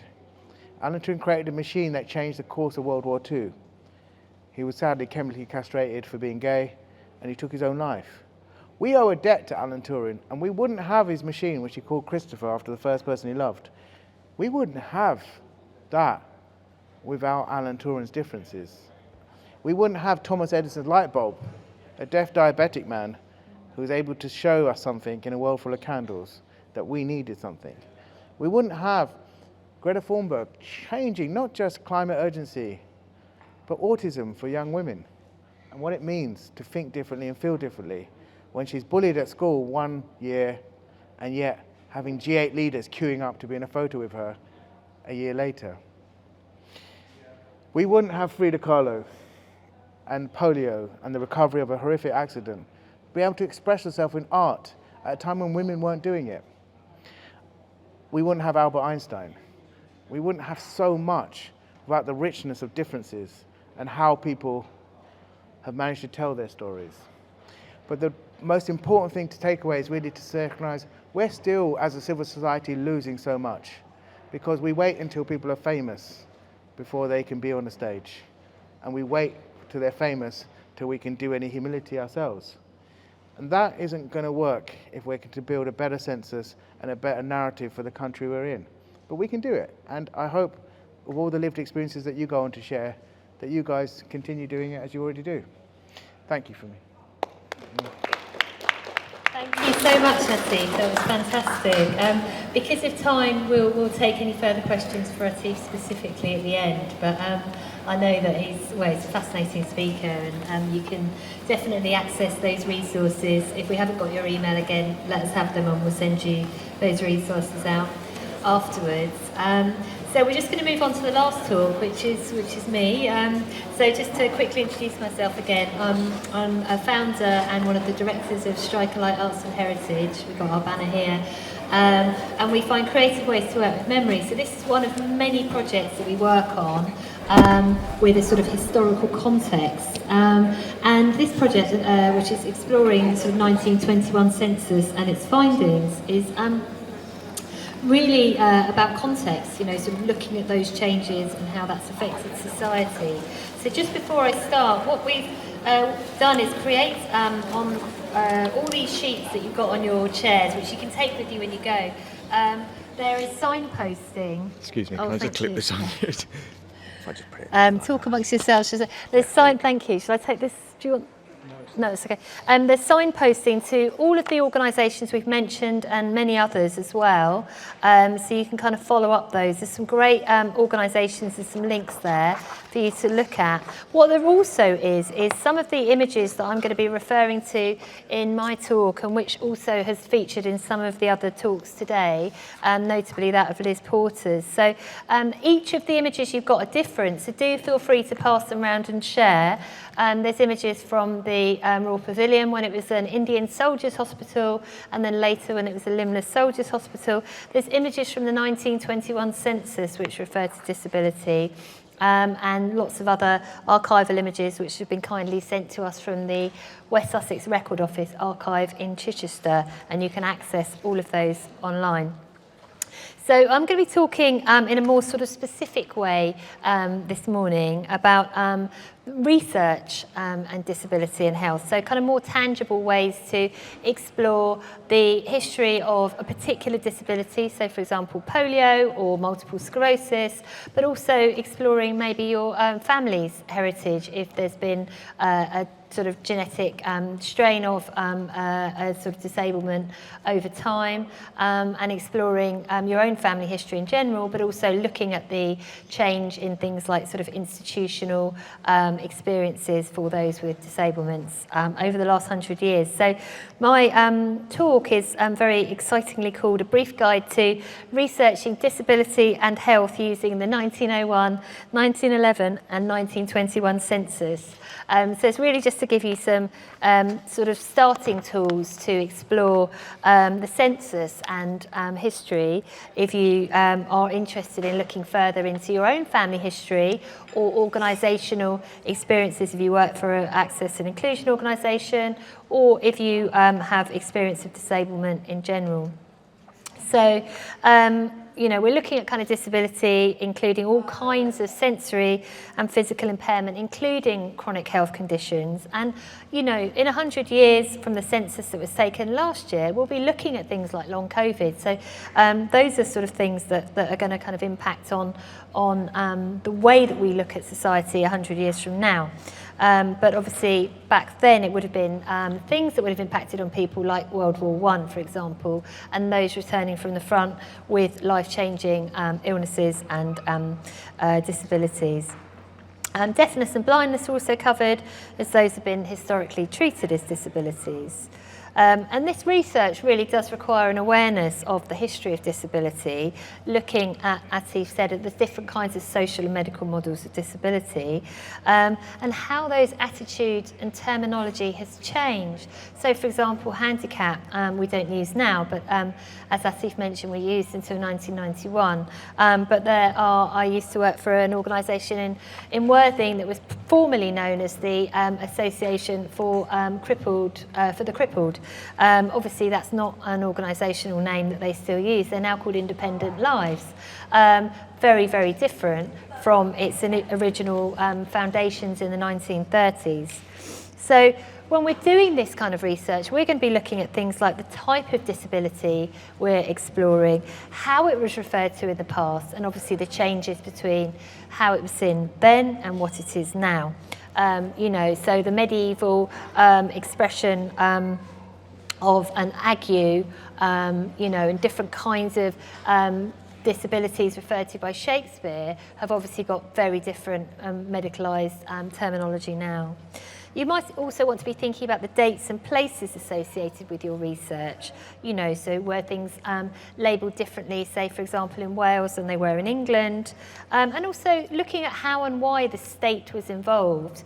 Did the state get involved because they were running an institution for people with visual impairments, or, for example, we mentioned the limbless hospital, the state then was providing services for those recovering from their injuries and those life-changing experiences through World War I from 1918.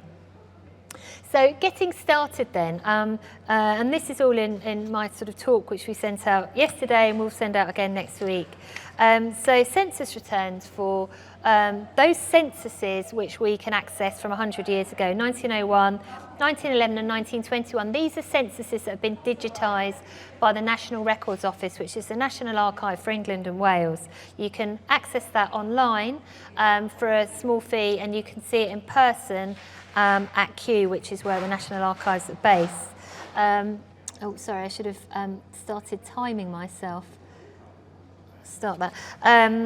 So those are publicly accessible, and really kind of access gives us evidence of that kind of changing complexity of the data around disabilities and those living with those experiences, and also the impact for us on sort of social, cultural, economic and political shifts in the UK. Things like changing legislation, things like pension requirements, things like people who were accessing certain kinds of support, those who became disabled as a result of military service, those from industrial accidents, and those from sort of birth or from public health experiences. So multiple different ways of experiencing disablement. So if you're trying to locate a relative or a particular disability or person, your first port of call, as I said, should be the National Archives, and they've got thousands of records relating to disability and health.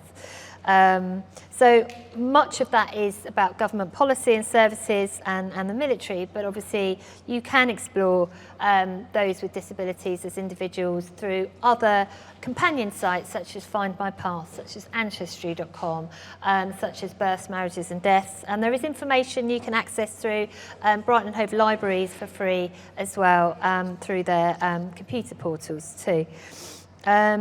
So also newspapers, national and local, are invaluable sources of information for research.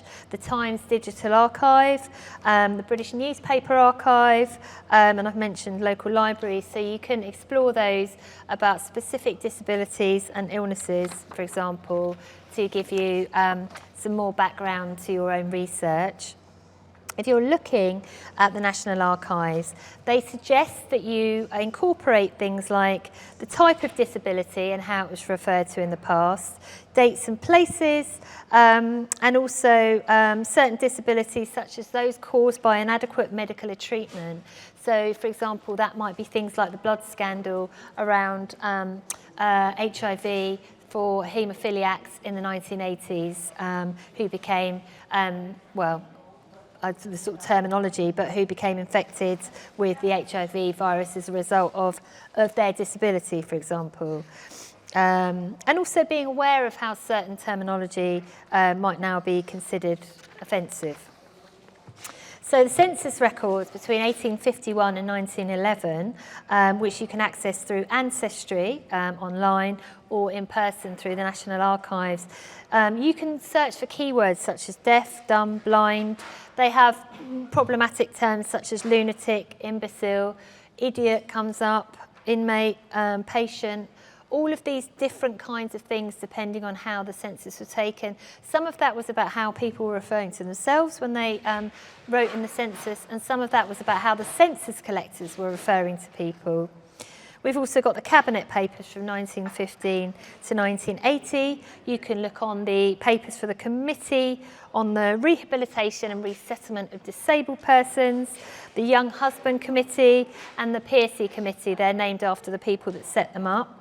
And you can also look at things like Stoke Mandeville Paralympics, and using the sort of asterisk, what's known as the kind of wildcard function, to look at things like beat elbow, rickets, occupational injuries, rehabilitation and paraplegia.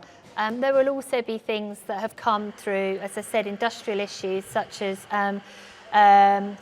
CPOD or asbestosis that's come from your workplace. There's actually lots of cases going through the courts at the moment with the BBC through their one of their venues in London, because people who've worked there as sound engineers from the sort of 1950s onwards have got asbestosis as a result of working in that building for so long. You might also want to think about the records of Disabled People's Employment Corporation, and you can look at organisations such as Chailey Heritage, which you have here in Sussex. We're going to just mention war pensions from the First World War and subsequent wars, and a lot of that you can search by injury, for example, so amputation or deafness, injury body part, and also those pensions awarded based on those experiences. But there will be people that didn't get that, partly because their injuries became more apparent later, or because for some their injuries were mental and impacted on them in a different way from physically. The Ministry of Labour has lots of information. Lots of charities for the disabled over the years. Ship's medical journals between 1785 and 1963 allows you to explore surgeons' journals, and that's a really fascinating look at the nature of workplace disabilities. Lots of injuries happen to people, sailors specifically, on ships and in the merchant navy as well. And also there's a way to look through the development of assistive technology through things like Department of Health and Social Security records, Ministry of Health records, and Medical Research Council information. And that is really interesting to look at the development of that level of support, or lack of, in the past. So just moving on quickly to other records, you can look at the Wellcome Library. They've got a fantastic series of free documents and information about specific disabilities. The Royal College of Surgeons have got a fantastic archive going back to the 1600s, and they often do publicly accessible exhibitions looking at disablement and the scientific approach to that in the 1600s, with illustrations of different kinds of experiences and disabilities. There are oral histories. I've worked on a number of projects collecting oral histories of those experiencing multiple kinds of disabilities, whether that's through Lyme's disease, whether that's through multiple sclerosis, through polio, through sort of birth disabilities, and that's a really interesting way to hear in a much more democratic way from the horse's mouth about people's experiences and adaptations as a result. There are podcasts on disability and war, the Paralympics and mental health, all at the National Archives, and the Disability Group website, which you've got linked on your sheet, here also covers the history of disability.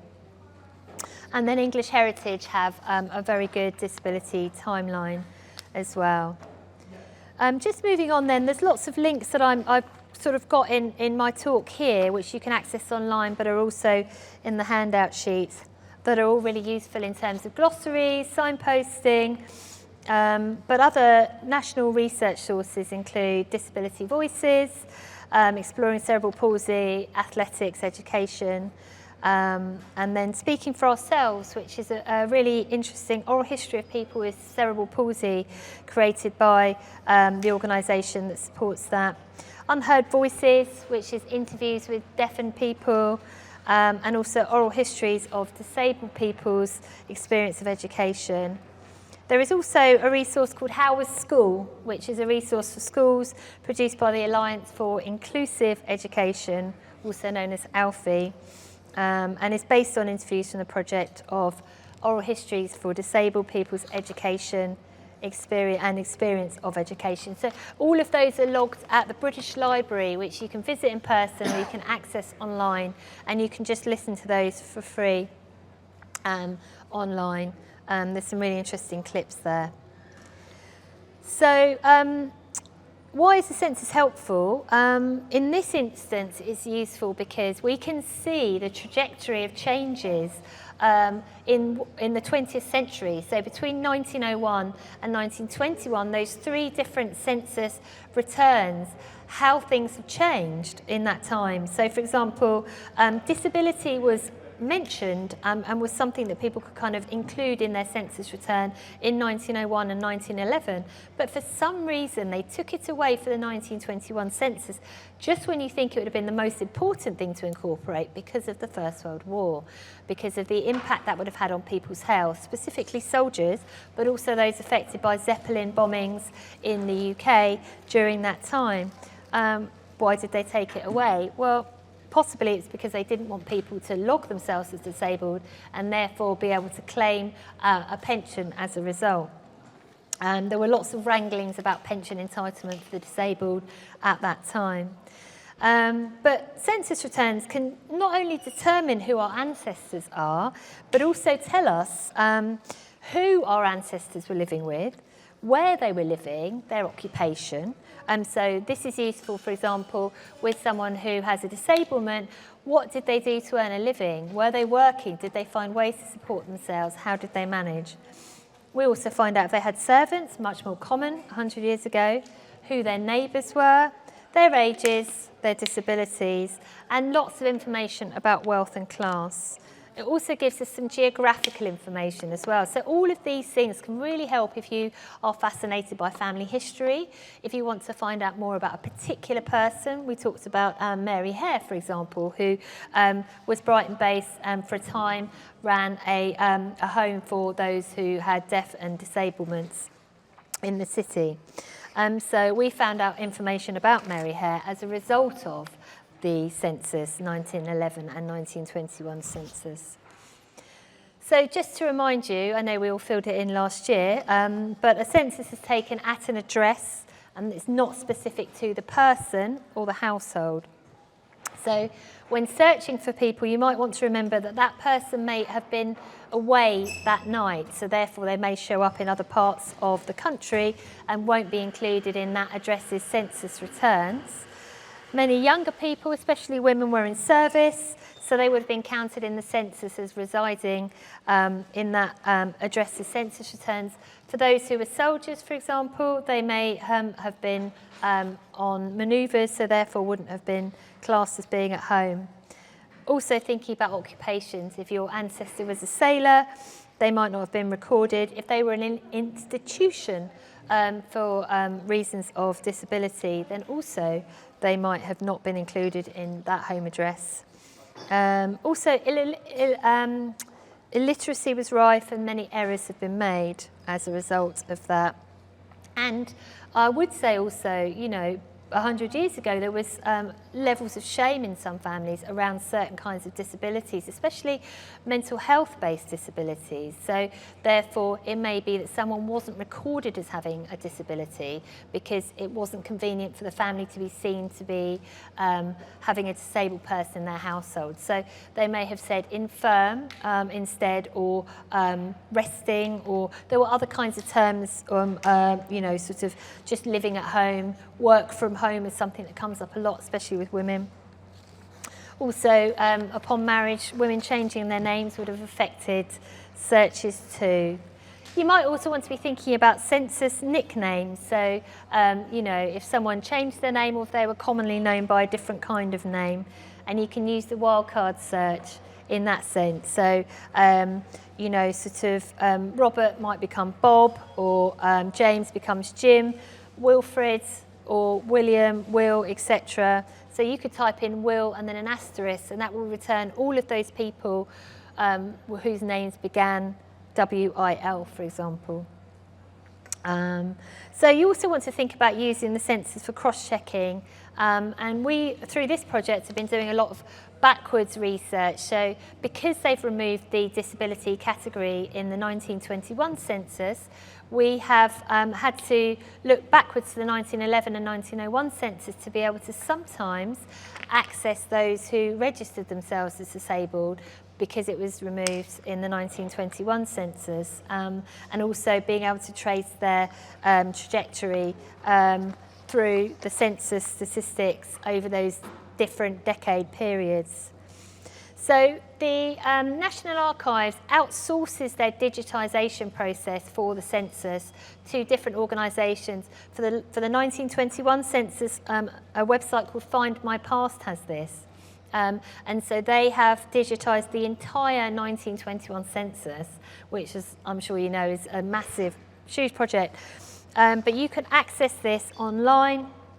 It's not currently free.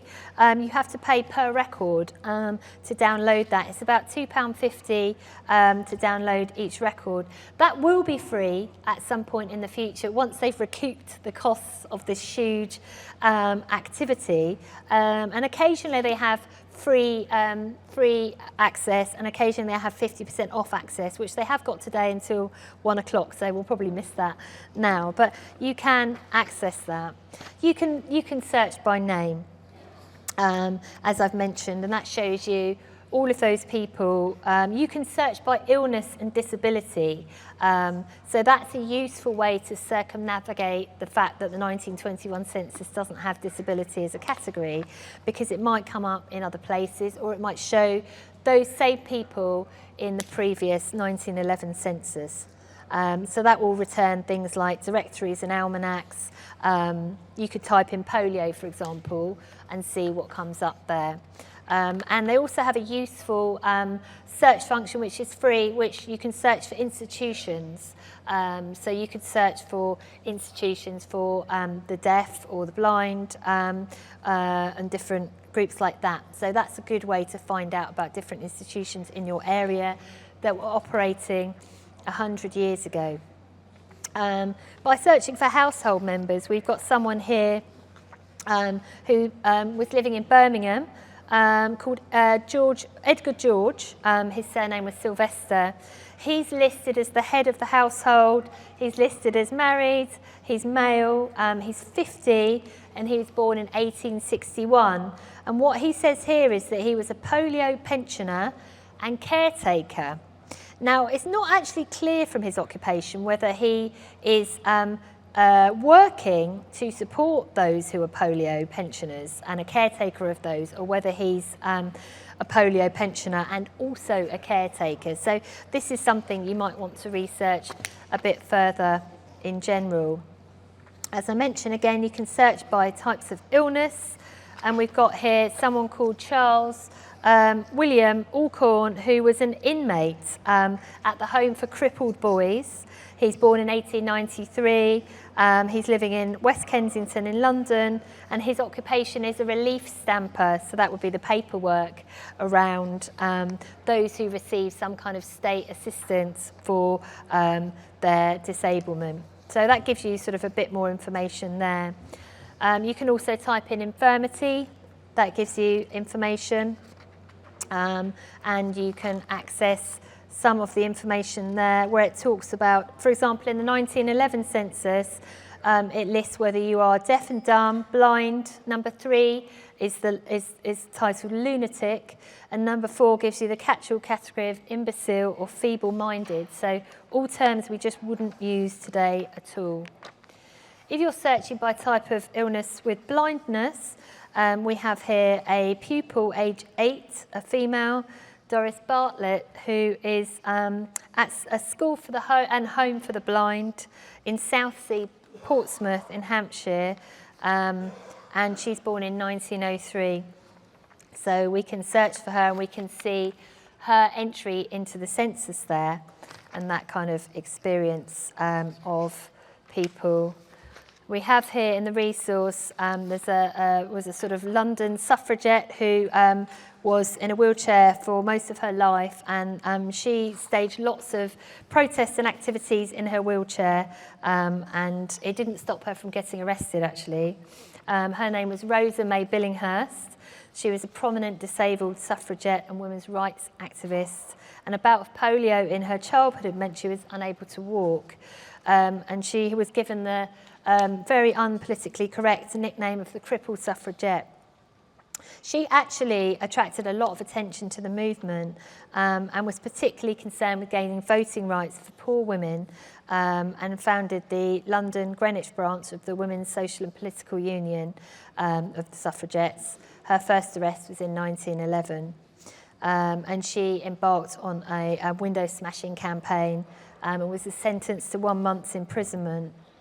Her disability didn't protect her from police brutality, and she was described to a parliamentary committee how she was thrown out of her wheelchair tricycle by the police, had her arms held forcibly behind her back, and that on a number of occasions the police would twist the wheels of her mobility device so she was unable to move. Witnesses said they weren't surprised the police assaulted her because Rosa again and again drove her hand tricycle at their ranks. So this is just really to kind of give you a bit of a sort of starting point for research around the 1921 census and disability. There's lots of information online about this that you can kind of access for free. And as I said, you do have to pay to download records, although if you go to the National Archives at the moment, you can access Find My Past and the 1921 census for free. And you can see in your handout some examples of how that might look. Here we've got for those who are at school with disabilities and their kind of experiences. So I'm aware that's sort of quite a lot of information to throw at you. It's quite dry, but it's just to give you a starting point if you wanted to find out more about how to research ancestors with disabilities, find out more about a particular kind of disability and its trajectory and development, or find out more about what life was like in 1921 in England and Wales for those with different kinds of disabilities. It does actually give you a good starting point to find out how it was framed, the terminology around it, people's experience around it, and what life looked like back then. So I'll draw that to a close now because we are just running out of time. But if anyone's got any questions for me about this particular subject, or any of us on the panel, now's a good time to do that. And as I said, we will be sending out resources, and we're filming this, so we'll be sending that out sometime next week or the week after. Thank you. Thank you. Yes. Hi, sorry, I'm just like yeah, I was just thinking with the census data, it's a shame that there would possibly be a discrepancy with traveller communities. You know, like Roma, I don't know if New Age travellers were around in 1921, but also like English travellers, Irish, Scottish, Welsh travellers as well. So I'm just wondering, like, if you had, I know it's like putting you on the spot, but if you had any ideas around where there would be any data around traveller communities and disabilities. Yeah, I mean that's a much harder one to find. I mean, although it is actually a legal requirement to complete your census returns, that's not to say that people do always follow that, and people don't always want to complete that. You know, notably in more recent years, the not wanting to be registered for, not wanting to be required to pay the poll tax in the 1980s, a number of people didn't then register themselves on the census. In 1911, lots of suffragettes didn't, because they said, if I can't vote, then you can't count me.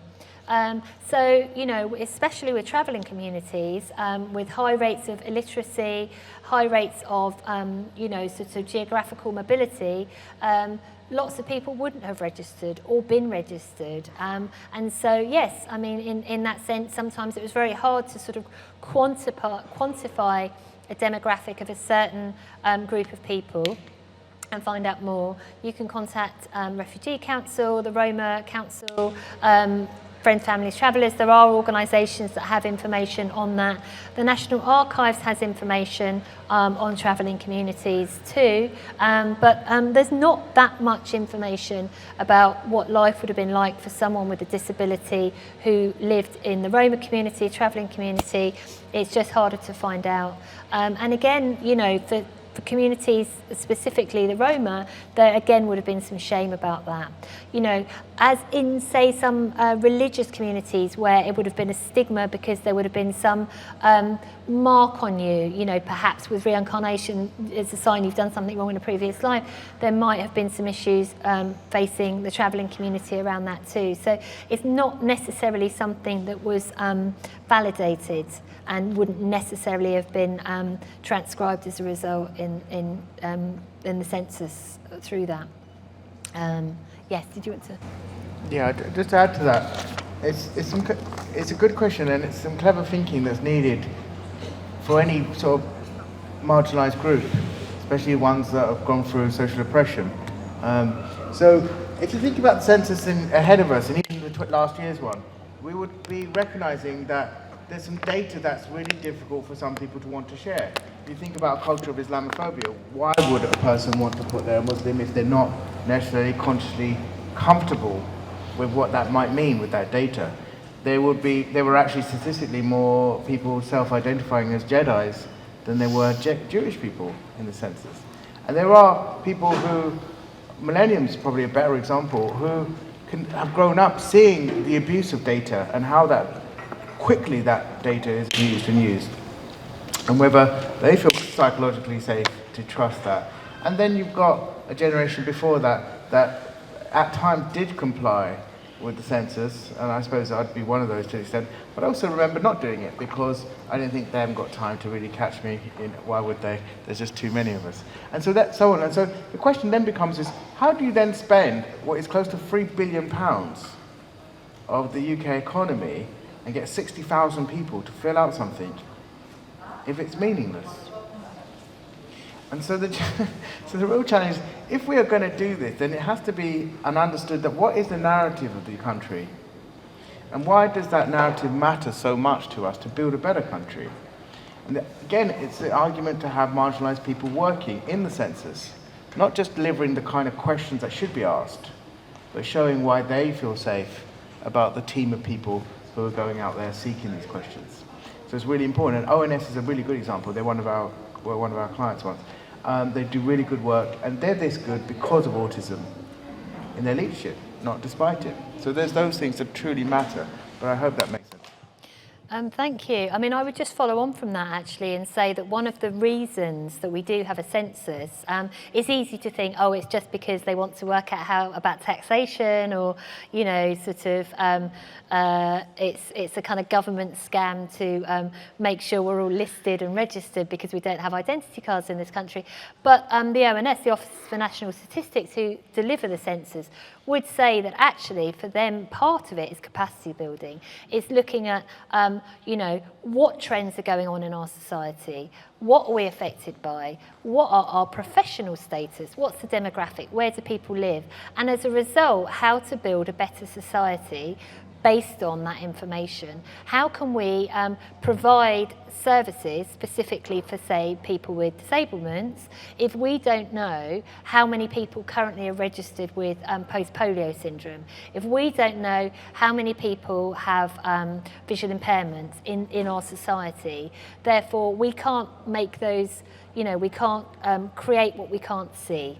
So I think the argument for the ONS is about filling out your census returns so that they can categorise what trends are happening in society. Are there less children? Do we need to build less schools? Do we need to build more houses, etc., etc.?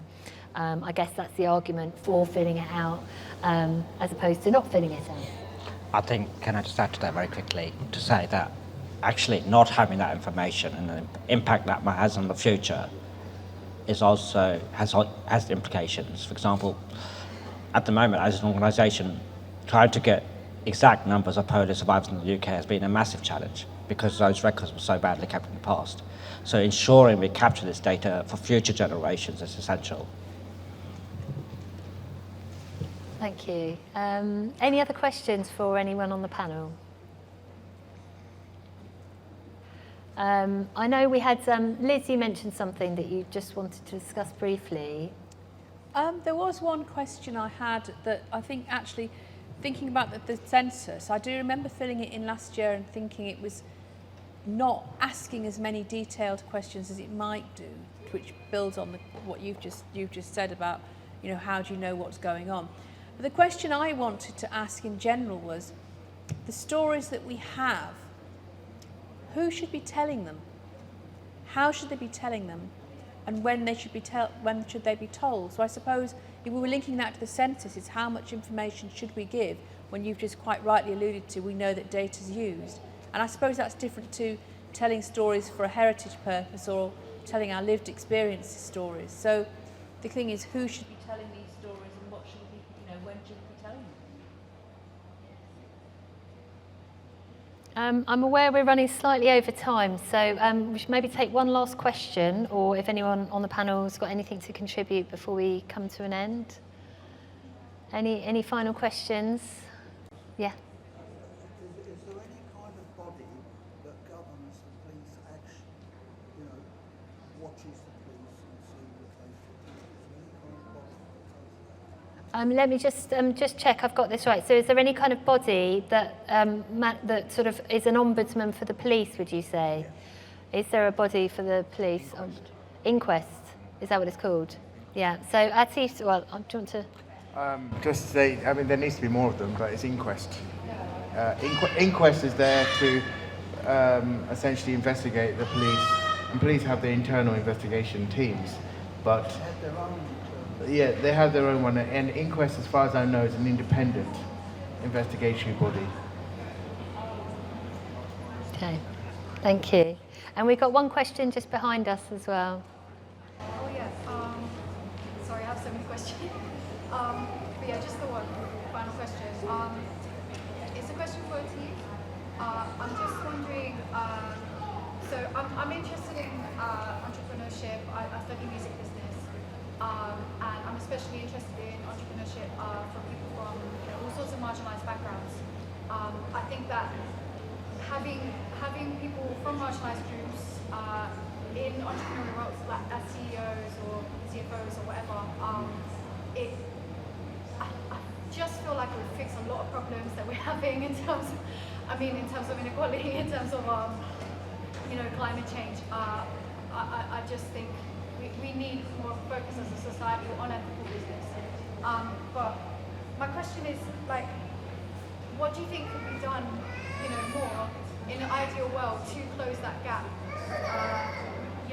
for entrepreneurship from people from marginalised groups? That's a great question. Honestly, it's a fantastic question. I just wanted to check, did you all understand the question? No, Maybe just or repeat hear it. So I'll just do my best to repeat it, if I may. So what could be done more to strengthen entrepreneurship and inclusion, particularly from people with lived experiences? And the question, I guess, to respond to that is to say, look, to recognise that it is just harder. It is harder for people coming from marginalised experiences to do those stories, to build them. I speak from my own personal experience in a deep place on that one. But look, and also there's a real, and I suppose the maturity of it, there's a real example of social enterprises being built by black people, for example, when tackling anti-racism, by LGBTQ when tackling homophobia, and so on and so on. There is a big group of that. The question I personally look at that, I think, brilliant, that's good. It's mission locked, it's asset locked, it's going to be purpose beyond profit, it should make a profit, and it's going to be a social enterprise. Great. But it clearly doesn't have enough staying power to become an organisation in 5 years or 10 years. And that's not because they're not good enough. They're more than good enough. It's because there isn't a deep enough understanding of how difficult it is. There's not a deep enough understanding of saying, look, that people coming from such a far disadvantage need much more support than just having money or grants or being dependent on grants. It needs an actual look of solidarity to say, here are folks with deep lived experiences that teach us to get this right. But they don't have social capital. They don't have influence in lots of different spaces in Parliament and so on. There's no shortage of people trying to do good. And I think that's really clear. But there is a deep shortage of people accessing the good that they deserve to do. And that's a real important piece of work to be done in this country, from right down to social enterprises to the charity sector, which deeply needs to look at itself as to how, well, the lack of diversity is made up in the charity sector. It needs some real mature work on that. But it's also recognising what are the strengths of this. And I promise you there are. As I said on the pandemic, we saw nearly 8,000 mutual aid groups being created by people from marginalised lived experiences, teaching each other, going out supporting each other. It's the very thing that created the National Health Service, mutual aid groups, not ruling classes deciding who's the worthy disabled person and who isn't. It was people supporting each other. The National Health Service looked for 2,000 volunteers. It got 7,000. It's a powerful example of what movement building can do in this country. But it is a conversation not just about disability or disablement, but a conversation about justice and participation. And what we all need to do to make itself our space to say, how do we dig deep into the grassroots of people trying to tell their stories, are being unfunded to tell their stories, or just deeply underfunded to put on events like this? And how do we make sure that we are using our collective experiences as in part of that movement building? And offering a lot of different ways of doing this. Sometimes those who are good at writing letters, write letters. Those who use social media, do that. But those who just can stand up in front of somebody or get their friends together can do that. But that movement building is the very thing that created the welfare state in this country. Something that we've all deeply grateful and benefited through. So how do we protect those things if we're passive in those spaces, especially when we need the diversity of thought to strengthen what those spaces look like in the years to come? So I totally agree with you, and thank you for asking the question. Can I just add to that slightly in what Atif said at the beginning? It's not going to be easy. And one of the things we hear from the polio community and generally the neurological community is the resilience of the people there. And because they're resilient, and possibly at the end of their condition, that they become so resilient, their resilience often helps them shine through and come through and face that diversity. Not diversity, face that issue. I think we need to leave it there because we've gone over, but I just wanted to say an absolutely huge thank you to Kripen Dhrona from the British Polio Fellowship, to Atif Choudhury from Diversity and Ability, to Liz Porter from Brighton Dome, and to the University of Brighton, who are a partner on this project, and to Brighton Hove Library Service for hosting us. They've been fantastic. So thank you everyone who's come today. Nicola, Benge, strike a light. Thank you. Thanks to everyone who's come today and taken some time out of your day to attend an event for Disability Pride Month. It's really important to have these conversations. Do share the resources once they're sent out, and you can follow Strike a Light, Diversity and Ability, British Polio Fellowship and Brighton Dome to find out more about all the activities that we're all delivering in our communities. Yes, thank you again for coming. We really appreciate it. Good to see you all.